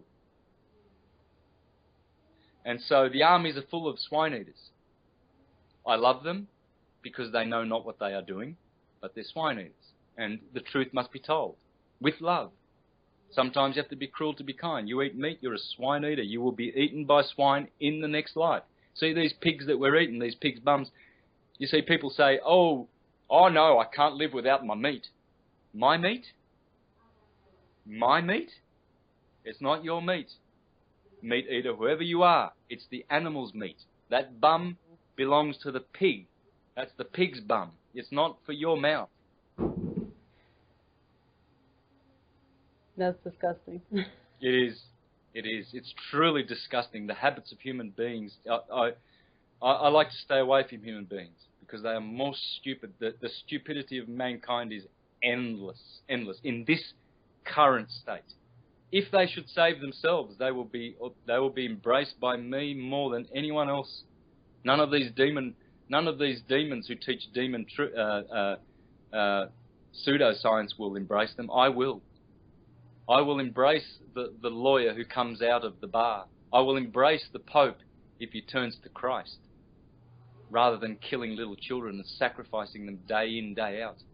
I will embrace any buffoon who comes to the Christ and comes to the true science, or who comes to Allah,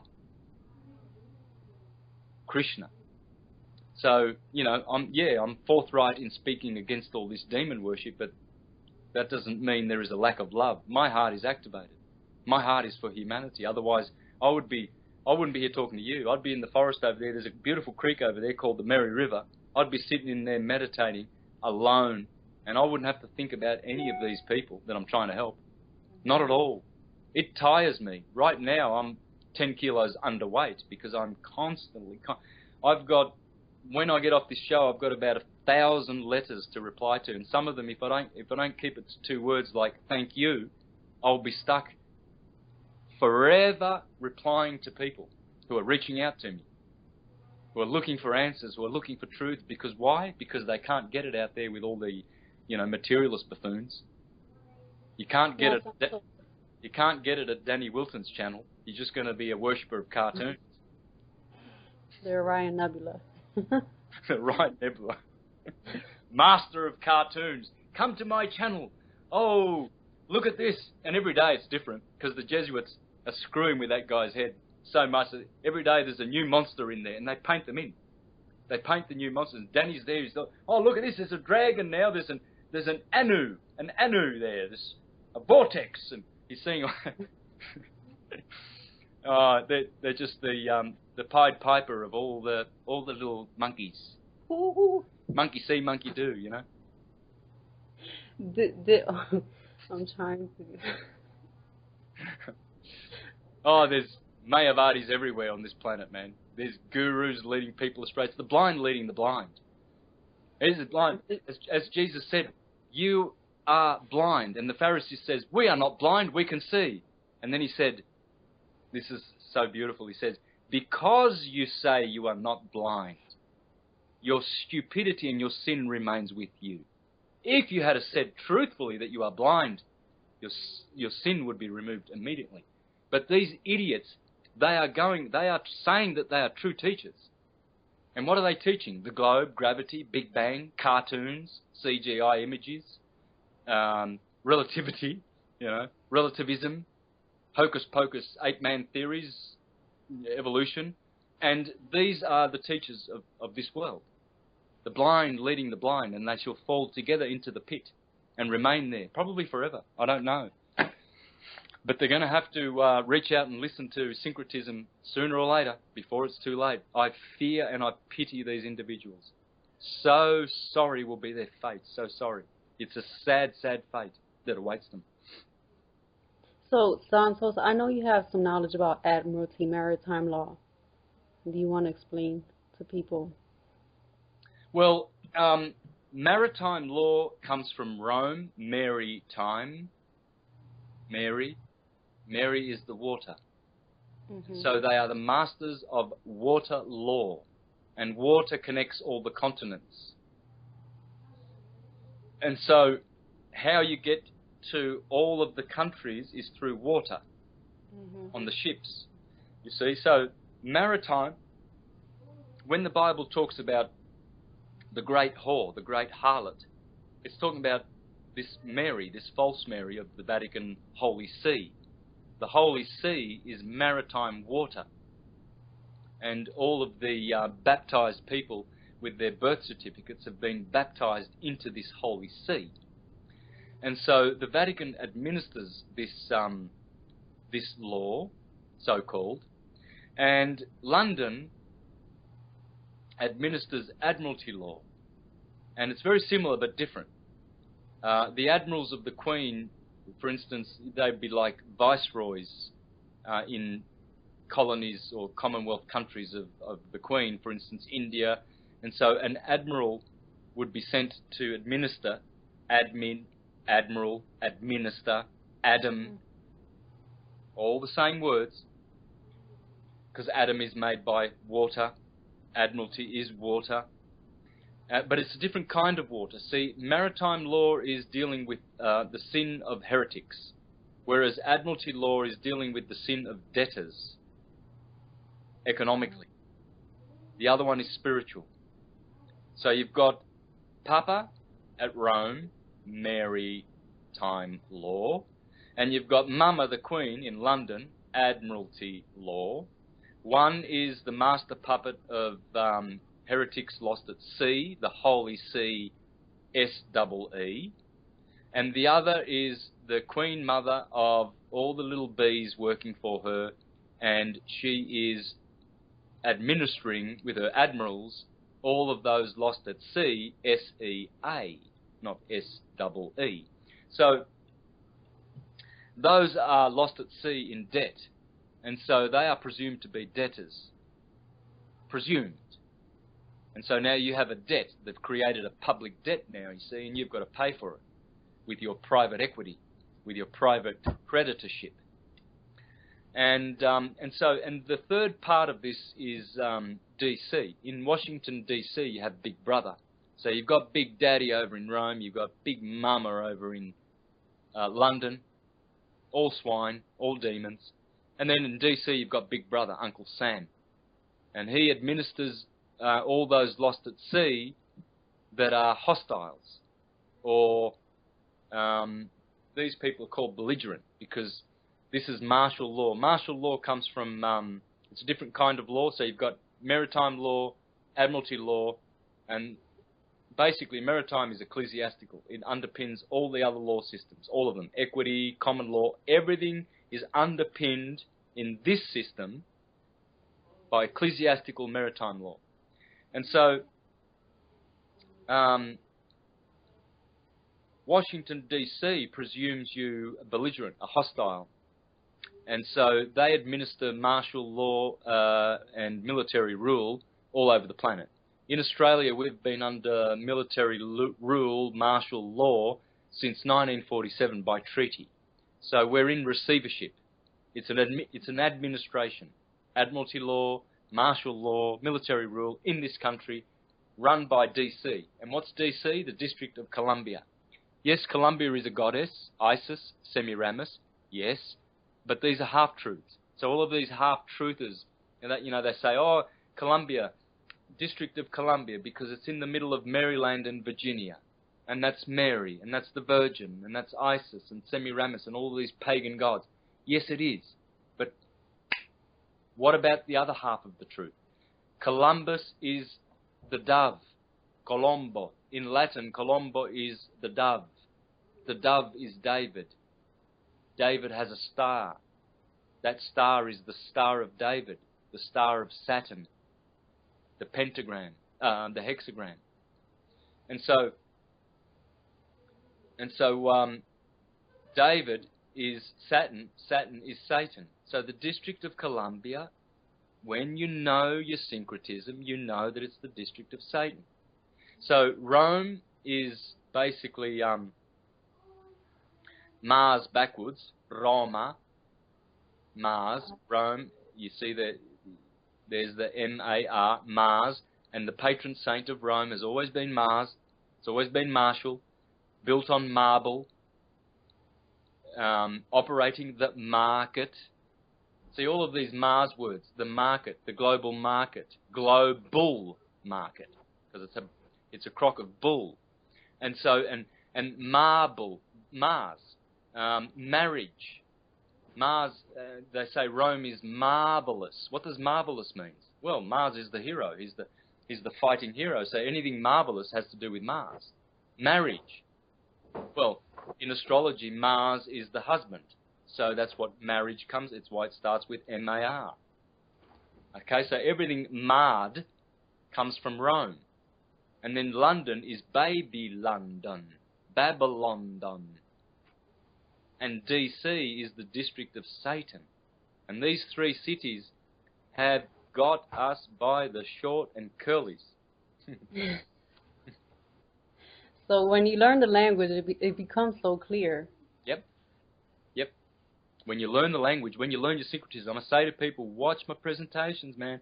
The astro-theology, the atomic language, the syncretism, all the connects, you will be master of the universe. There is only one way to be master of the universe, syncretism. No other word, there's no other theory, there's no other anything, syncretism. I say to people, be accomplished syncretists. They were accomplished syncretists in the ancient days. In ancient days, there was only syncretism. There was no divide and conquer. Look at the word syncretism. So let's have a look at this word, shall we?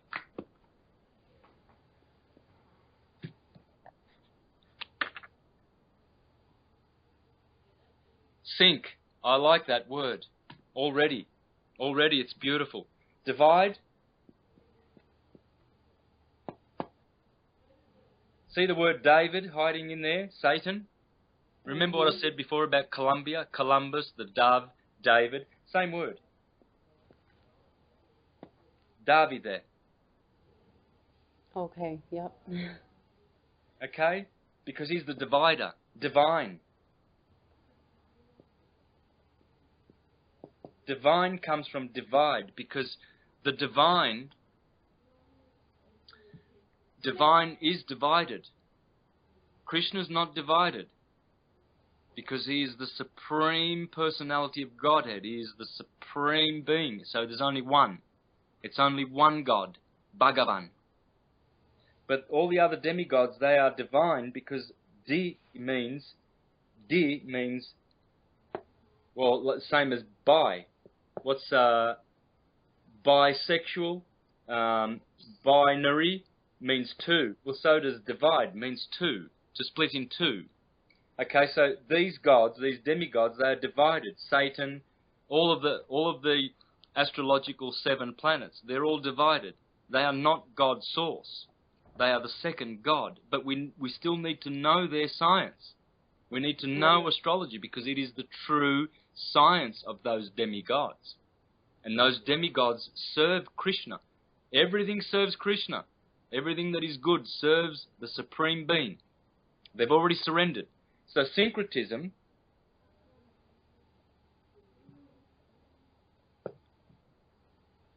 here's another word, it's similar.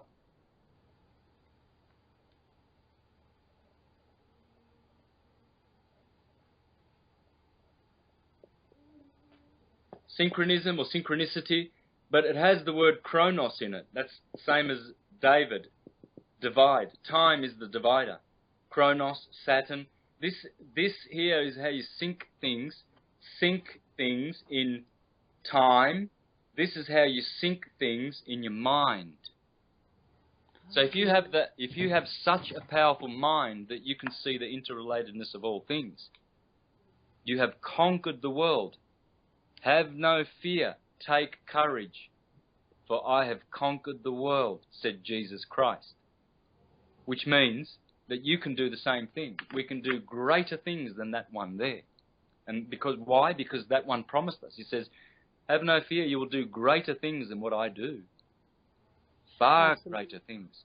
If you have faith the size of a mustard grain. But we must be syncretists.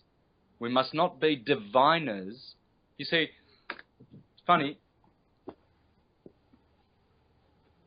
Now, I'm using that word in the negative sense.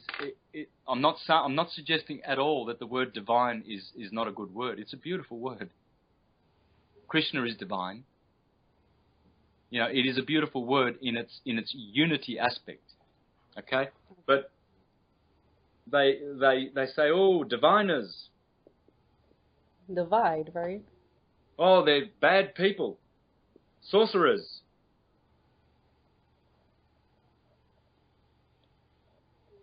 How do you spell sorcerers? Help me, please. That's O-U. Yeah. All right. Of course. Source. Sorcerers. Well, don't you want to be connected to Source? Of course. I want to be a sorcerer. Don't you want to speak about divine things? I want to be a diviner. Astrologers. In the Bible, astrologers are often attacked. You see, and so people turn around because they're so stupid. They say, oh, astrology is condemned in the Bible. Where? I've read the Bible tens and tens and tens of times. I've read every single version, translation, under the sun. There's nowhere in the Bible where astrologers are condemned. Where astrology, the science, is condemned. because the Bible is based on astrology. 12 disciples, 12 children of Israel, 12 trees, 12 bread loaves on the show table, 12 this, 12 that, 12, 12. Everything's friggin' 12. Why? Because it's astrological. Astrological is the word of God. I want to be an astrologer, astrologo. I want to speak the word of the stars, because they are our divine brothers and sisters in the heavens. They are angels. They are angels. And so, when you say angels, are you speaking of angles of light? yes, only in the sense that the 7 stars, the wandering stars, are angels in that they produce angles of light, which affect us. Whereas the other stars, they are truly spiritual angel beings, and they serve us. We are above them. See those stars up there? See the sun? See all? We are above them. Humanity, we are so special. So special. We are rulers of the universe with Krishna. We are gods. For ye are gods, did I not tell you? Psalms 83. For ye are gods. And so we will ascend to realms way above the stars. They will faithfully and forever never ever leave their posts, and they will always serve Krishna, and they will always serve us. And we will always be eternally bound with the Supreme One in pastimes of divine ecstasy, Sat Chit Ananda, Vigraha. And so it's impossible for people to understand this, because when we say that we are gods, they take it in a literal sense to where it's egoic, materialistic based. And so they use that for evil. Yes. Why? Because there are so many false teachers out there, sister. And this is why I sometimes exhaust myself to get on shows, to get the truth out there, how it should be taught. We should all be pastors. We should all be astrologers, diviners, sorcerers, teachers of the divine science. We should all be competent in these sciences. But for some reason, in the last few hundred years, demon worship has just people love it more than anything else. They will die for them. They'll go and kill brown people in armies. They will persecute truth tellers. They will be shills getting 30 cents a week to discredit truth speakers. They are murderers, and they are worshipping and bowing down and doing the will of murderers, so that they can be murdered forevermore in subsequent lives to come. The moment these bodies have died and passed away and their spirits go on to the next realm, they are going to such a horrible place which will be equal to their evil deeds. Equal to their evil deeds, unless they repent. Repentance is the doctrine of salvation. We must repent, and we must surrender to the Supreme Being with all our love in our heart. There should be nothing but Krishna and Radharani in our hearts. Or call it Christ and Mary. Whatever archetype, whatever word. I'm not here to tell Muslims to stop being Muslims. I'm telling them to be good Muslims and to love Allah as Allah wants them to. Bismillah al-Rahman al-Rahim. Allah, the gracious and the merciful. And Allah is the gracious and the merciful, because Allah is the all. That's what Allah means, the all-seeing one. And so I'm not saying that, people should stop being Christian. I'm saying get out of the churches, stop practicing materialist religions. They're materialist. You go to a Jehovah's Witness church and they teach you that, they'll teach you about the globe. They won't teach you the true cosmology in the Bible that teaches that the earth is a flat plane. Oh no.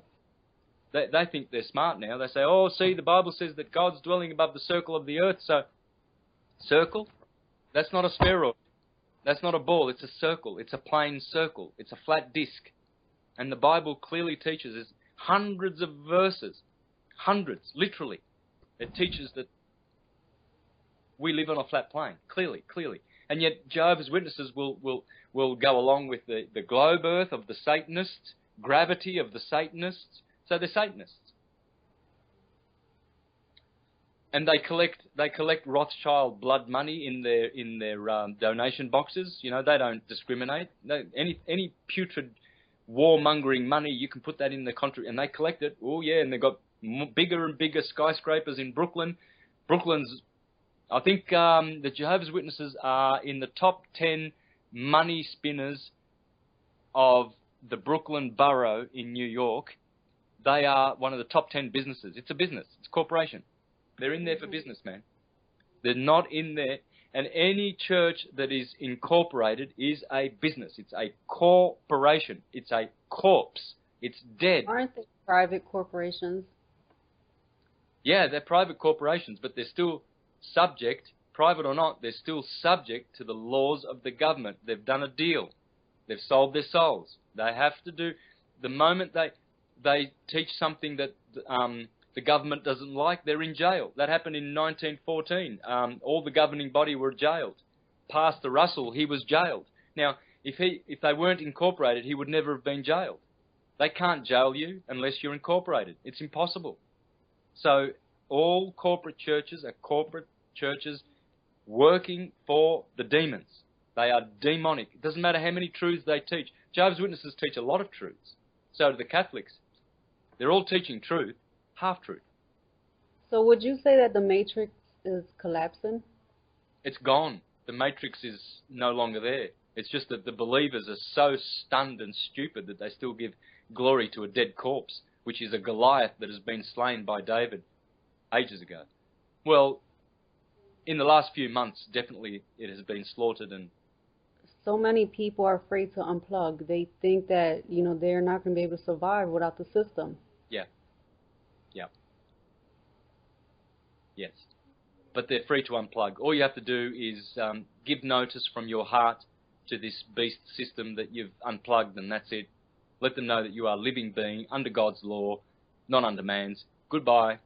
Goodbye, satanic, Khazarian, Hyksos, Freemasonic, putrid demon worship. Now, do you think people should just send back the birth certificate and, you know, ask for the live certificate of birth, or just unplug completely? I don't know, Leah. I don't really know. I still am in the situation where I want to find the remedy of all remedies, and so that I can share it with the world. The moment I unplug, and if I do have to, I don't even know if I do have to, because I've done it. I've unplugged in my heart, but still people want to unplug with their papers. You see, they say you got in with paper, you got to get out with paper. You may feel like you've unplugged in your heart, but they're still going to come and get you because they've got the guns, blah, blah, blah. And then there are people saying, look, I've done it with paper, and they have. Mm-hmm. Okay? But then someone else goes and does the same system, and they get in trouble. Well, that's how I got to go to jail, because I followed this one, I followed that one, and I went to jail. Right. So I didn't... And I was aware of your situation, and I've just, you know, there's so much information going around, and it's like you don't know where to start, or, you know, you don't know where to go, and I'm just in the process to where, you know, I'm like, what information do I follow? And I haven't made any moves, but like you said, in your heart, you're unplugged. Well, how about, because a lot of viewers and a lot of good lawful people are going to see this show, how about we make a call out to them and perhaps get in touch with me or yourself, and perhaps we can do another show where these people who have unplugged can join us and help us. Let's get to the bottom of it. I want to do two things. I want to teach the world how to totally unplug from this demonic system, and another thing I want to do, anyone out there who was happy to support me and the world and yourself, and we will make a lawful claim and bring it to the highest courts if we have to, and we will force them to verify their false teachings and show us proof of their false teachings, which no one has ever put them to task to do this. And we have to do this, otherwise they will continue vomiting putrid, filthy, demonic teachings till the end of time. And also Sasha Stone, yep. He started this New Earth project, and I know you had interviews with him also. Yep. Yes, I've joined the New Earth Nation, and I love Sasha. He is a divine, exquisite, gorgeous man. He's a beautiful soul, and all the people associated with his organization. These are organizations that we need to support, sister. I just signed up yesterday, and I'm trying to get him on an interview also. Yeah, that'd be good. Mm-hmm. Well, Sasha is connected with a lot of the great lawful groups in America. There's some very, very good sovereign lawful groups in your country there, sister. And they're making waves, and they're making good moves. And yeah, I need to bring, like, I need to bring people like you, Sasha, Kato Gaia, people that seek truth and, not no hogwash bullshit. Yeah. I want to bring that to Philadelphia because a lot of people, they're spiritually dead. Yes. And they're off of the system, and it breaks my heart because, I see it and I'm like, am I the only one that can see beyond this illusion? And I feel like that's why I'm here and I'm talking to you now because I'm one of those voices. Yes, you are, sister, for sure. And that's why I'm happy to give people like you my time and try and get the good news out, because the good news of the gospel will be preached to an all-inhabited world, and then the end will come. And the end will come. The end is nigh. It's already here, but it comes in sequential stages, and then the final Armageddon. And I think we've gone through Armageddon. I think we have. I think we've been tortured and brutalized and sodomized enough. I don't think we need any more. I think we need spiritual truth, not hocus pocus light, all white light and all of these Mayavadis and half drunk gurus. All of those gurus you see, these new age gurus, you can tell they're alcoholics. You can tell they're freaking drug addicts. They are crackpots. They're morons. They've got no idea about this surrendering to Christ. They're teaching a false Christ. They're teaching a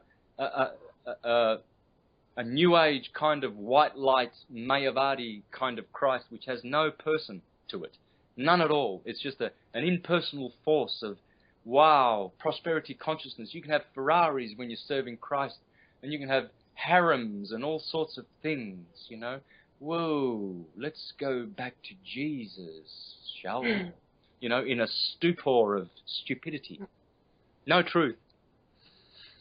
No acknowledging of this divine work here. None of the great Neoplatonic philosophers, none of the Bhagavad Gita scriptures, none of that. Just inventions and concoctions from their half-witted. Their teachings, how you say they're holy, full of holes. All full of holes. All full of holes, man. There's another guy over in Holland called the Holy Science. I call it the proper, these guys call it the Holy Science, H-O-L-Y. This guy calls it W-H-O-L-Y because of the holes that are in it. Because they do things from the material perspective. They're not spiritual. You think they care?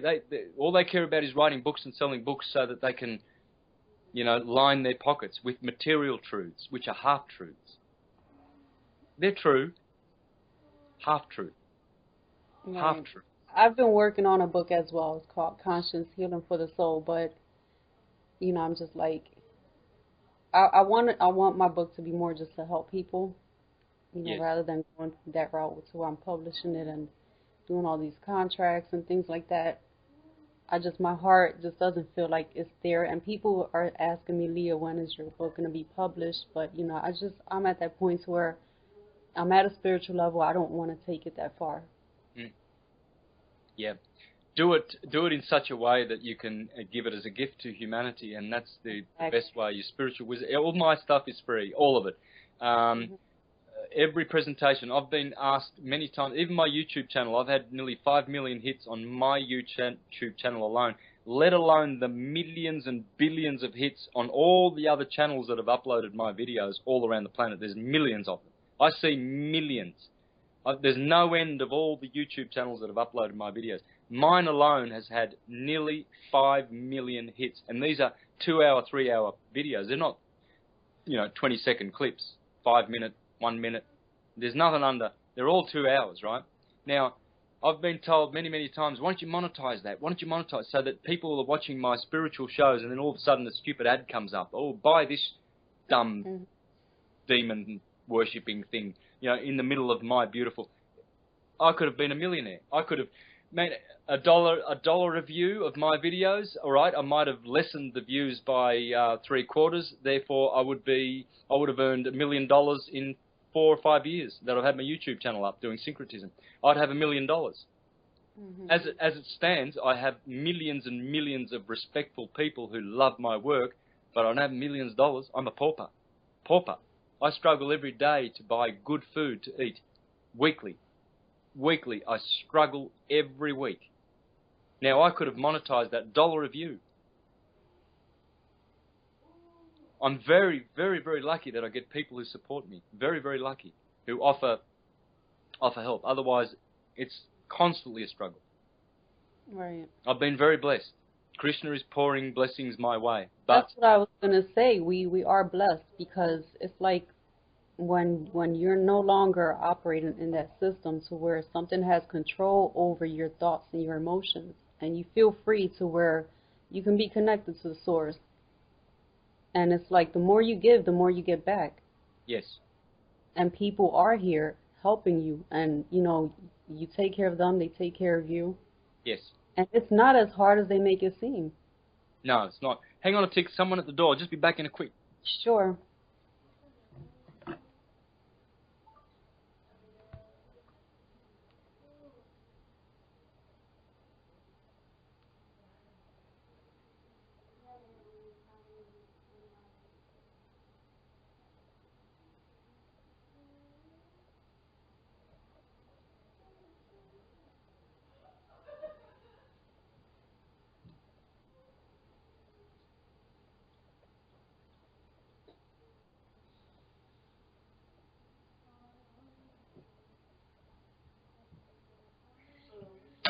Okay. So, Santos, I've been interviewing you for about 2 hours. I mean, if you have something to do, let me know. If not, you can keep talking. It's up to you. Well, if you've got, I can do 1 or 2 more questions for sure. What do I want to ask you? Can you just speak a little more about syncretism? My pleasure. I can speak syncretism all day long. One thing to remind people is that syncretism was the order of the day in the Renaissance. Renaissance means rebirthing. 500 years ago, the world awoke from a dark sleep. The Golden Age began 500 years ago. According to the Hare Krishnas, according to their books, which go back thousands of years, Krishna Chaitanya was to come to this world 500 years ago, in the late 1400s. That doesn't, I don't necessarily, personally, I don't believe that it was a physical incarnation. I agree with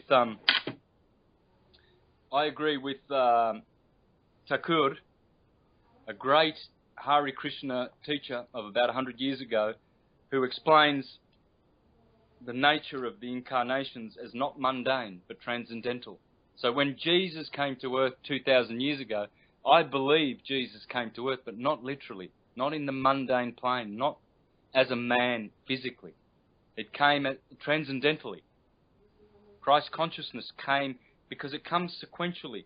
We go through, golden, silver, bronze, Iron Age, and the Iron Age is called Kali Yuga. So what happens is Christ parts company with us. The Christ consciousness leaves us, and then it has to come back.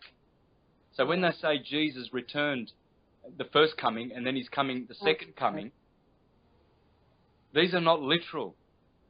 And this is how Thakur explains it.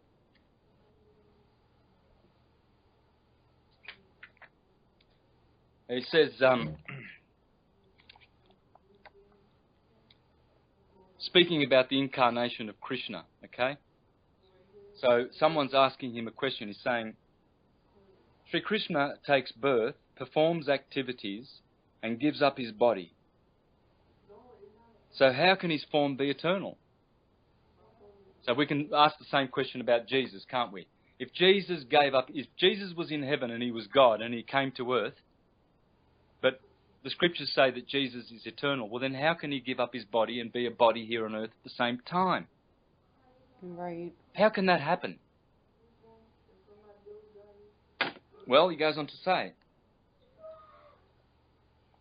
Sri Krishna's form is Sat Chit Ananda, everlasting, full of knowledge and completely blissful. Babaji replied, his birth, activities, and giving up of the body have no connection with mundane matter. Then why have such descriptions been given in Mahabharata and other scriptures? Same could be said about Jesus. Why does it say that Jesus was born in a manger? At 12 he went to the temple. At 30 he got baptized and he had all his disciples and he walked on the circuit of Galilee and he did this and he cured and he did...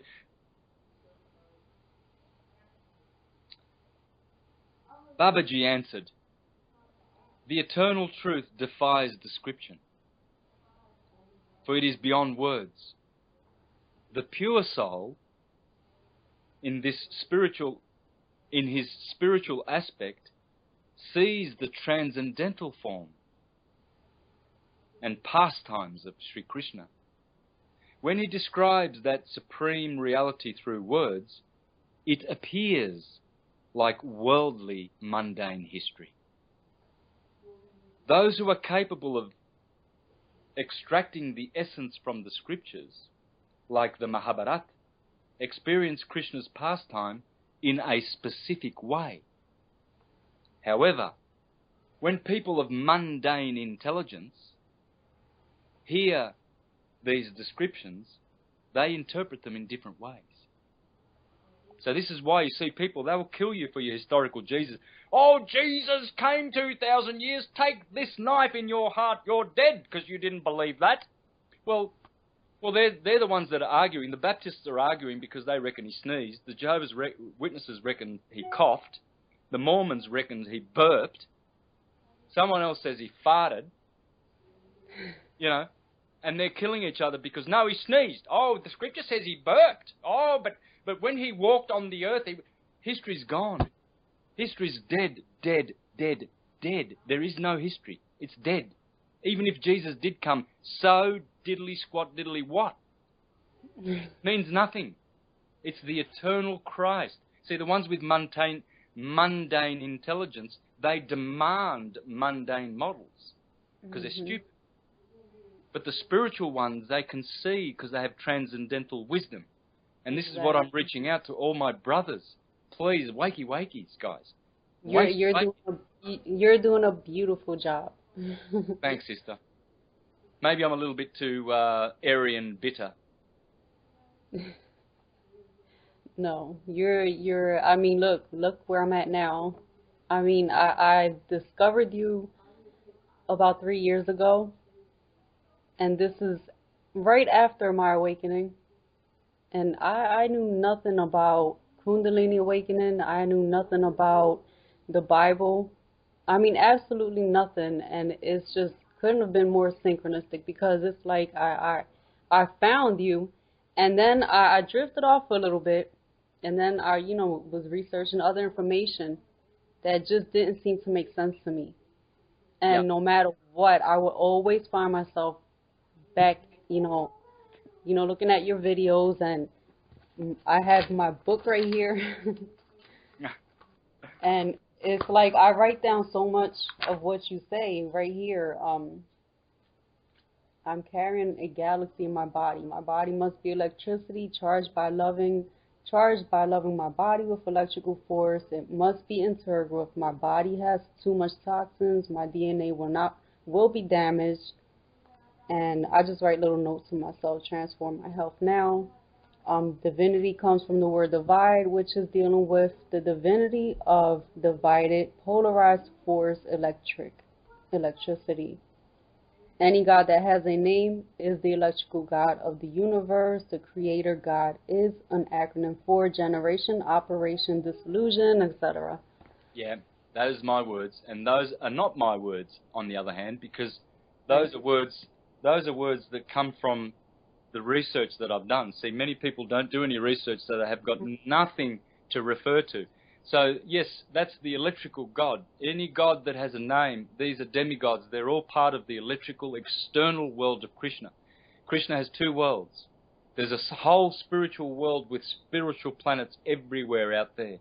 2/3, 3/4 of a creation is spiritual. 1/4 only is physical. And it's full of physical universes everywhere, like our universe. And so, but I wanted to read something from the scriptures here, from the Jehovah's Witness Bible. Get this, okay? I was speaking about the mundane history and the spiritual, the difference. You see, the material mind, they demand, you know, like little children, they understand Santa Claus as a real man. But when you grow up, you know, they understand Santa Claus on a different level, because now their minds are matured, right? So this is what it says in Galatians chapter 4, verse 21. I urge anyone to take their Bibles out and to Galatians chapter 4 and see what the Apostle Paul says. He says in verse 24, "These things stand as a symbolic drama." That's all I'll read. I'll just read that. These things, he was talking about Sarah and Hagar, Sarah, our mother above, Hagar, our worldly mother, so on and so forth. And he says, these things are an allegory, a symbolic drama. So the Bible itself tells us these stories of Sarah and Hagar and Abraham, they're not literal. It's not mundane history. They're archetypes. It's an allegory. It has anagogic wisdom attached to it, but only for those who have eyes to see and ears to hear. This is the sad thing that breaks my heart. This is the sad thing that is crippling humanity, because they're believing their churches, which are teaching nothing but demon teachings. The Jehovah's Witnesses teach nothing but demon-inspired teachings, and all the Jehovah's Witnesses, they think they're going to be saved. Santos, what books would you recommend for people to start, reading? I'd read the Bible and the Quran and Bhagavad Gita, Srimad Bhagavatam. Bhagavad Gita, the Hare Krishna version is the best one. Virgin, it is a virgin, it's pure. As it is. Bhagavad Gita, as it is. Why? Because the Hare Krishnas, first of all, they're not meat eaters. And it's very, very hard to find a religion that will stick to this truth. And because they do, they should be honoured. We should be honouring the Hare Krishnas, because they teach it's an aberration, a disgusting, filthy, demonic aberration practice to eat dead carcasses. And the reason why I recommend this version is because it's a personalist version, where Krishna is. You can also find that on YouTube as an audio. Yes, I've got all the devotional Krishna audio books. If you want any, let me know. I've got Bhagavad Gita. I've got Jaiva Dharma. I've got Srimad Bhagavatam. You speak about Walter Russell, and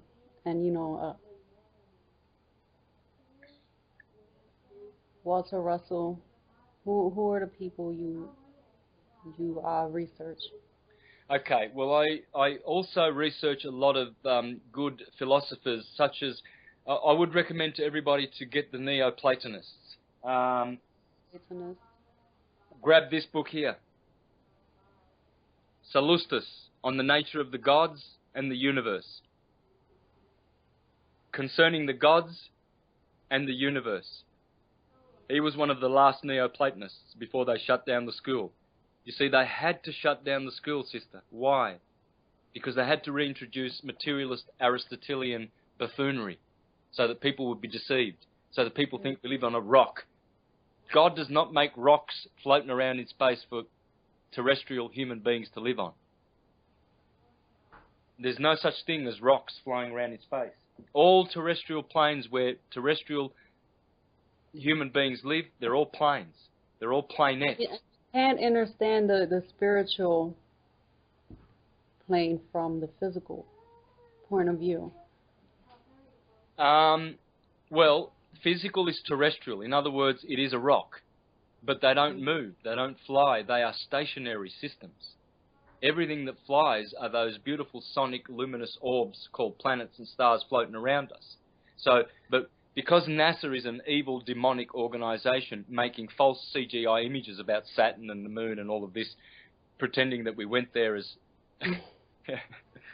you know, I mean, some of those spaceships supposedly that, you know, propelled themselves to the moon, they look like, the technology there looks like the stuff that, you know, I don't know, the Vikings used to explore the newfound lands back in the Middle Ages, you know.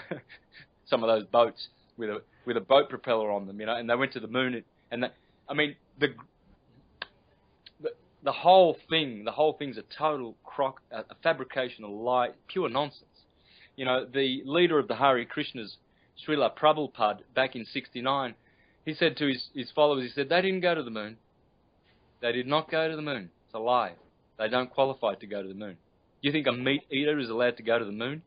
These are Freemasonic, devil-worshipping liars. Buzz Aldrin, Neil Armstrong, they are liars. Look at the show called Astronauts Gone Wild. They are feral, evil, Satan, Freemasonic dogs. And their names will go down in history as shameful liars, like all the other liars.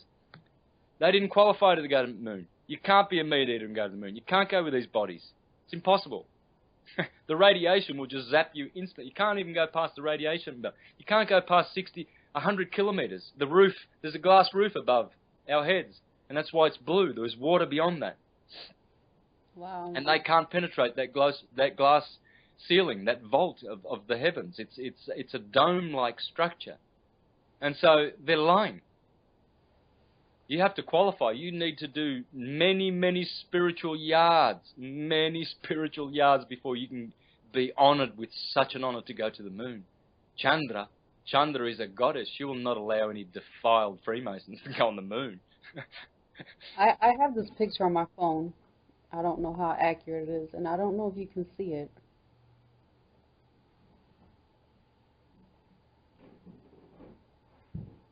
Yeah.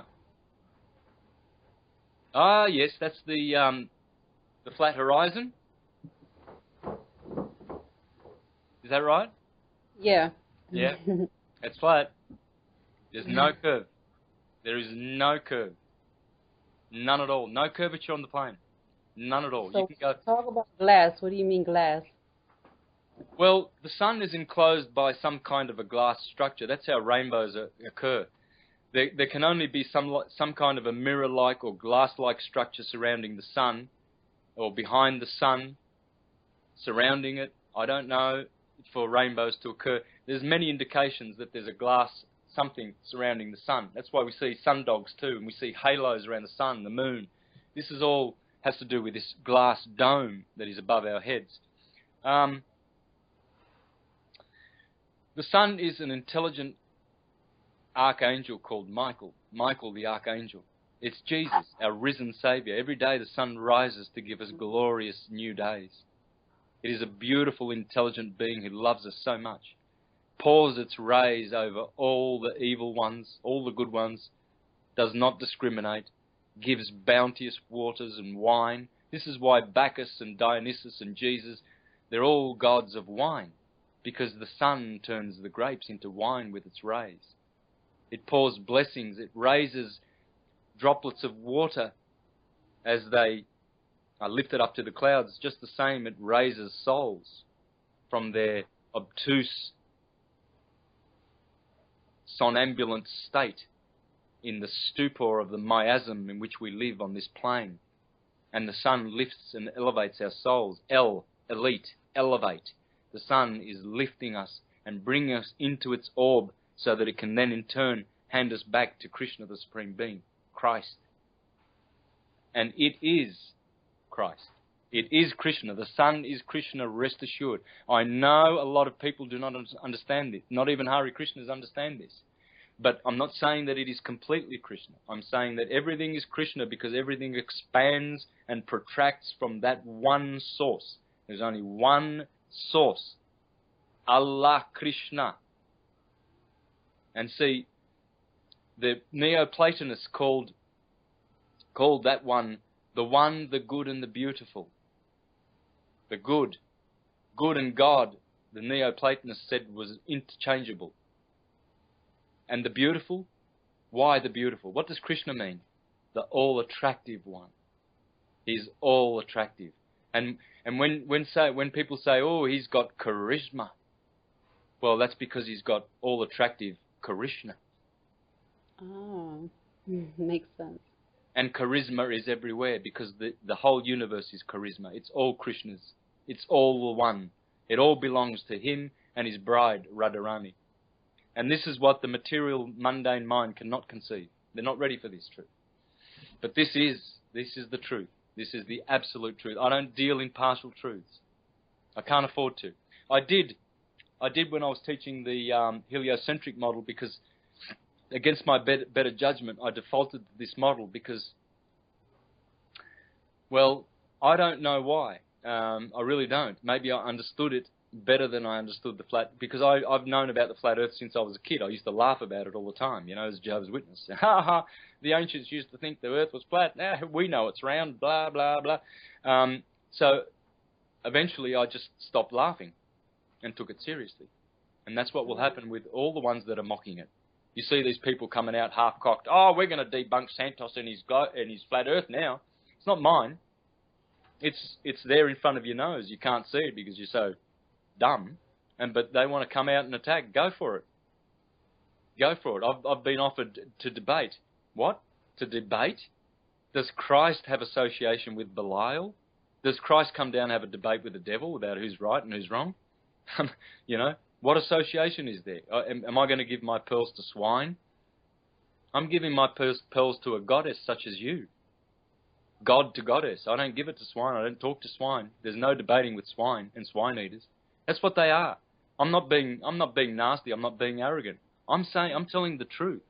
I'm teaching the truth so that we do not put stupidity on a pedestal anymore. It's time to stop this. Stop demon worshipping. Call it out for what it is and bring back the true science to this plane. And then we will be free. Then we will be gods, free, self-determined. And we won't have any of these foolish pseudoscience religions teaching us hocus pocus, honky, shonky, wonky, dodgy, sorry, bogus pseudoscience. I just wish more people can have that vision. Yeah, me too. Starting to rain here, sister. Well, I think that's enough for today. And whenever you welcome me back, Leah, I'm on. All right. So, and we can have a panel. You know, we can even talk to some lawful types about taking a claim to the powers that were, or who think, you know, they have any authority over us, and demand that they bring evidence forward for their hocus pocus, gravity, globe, you know, Big Bang, evolution, relativity, honky shonky, bodgy pseudoscience. Let's do it. Well, we will definitely have a second interview, and it's going to be based on that. And I just want to thank you for your time and for all of the knowledge and wisdom and for all of the work that you've been putting out there and for constantly standing and walking your truth. Thank you so much, Santos. Thanks, Leah. You can I'm just going to work with my laptop, so you can just hang up if you want. Okay. Thanks, sister. Well, I look forward. Thank you so much. Yeah. Yep. Anytime. And we'll keep in contact and we'll talk again. All right. Thanks, dear sister. You. Take care. Bye. Talk You soon. too.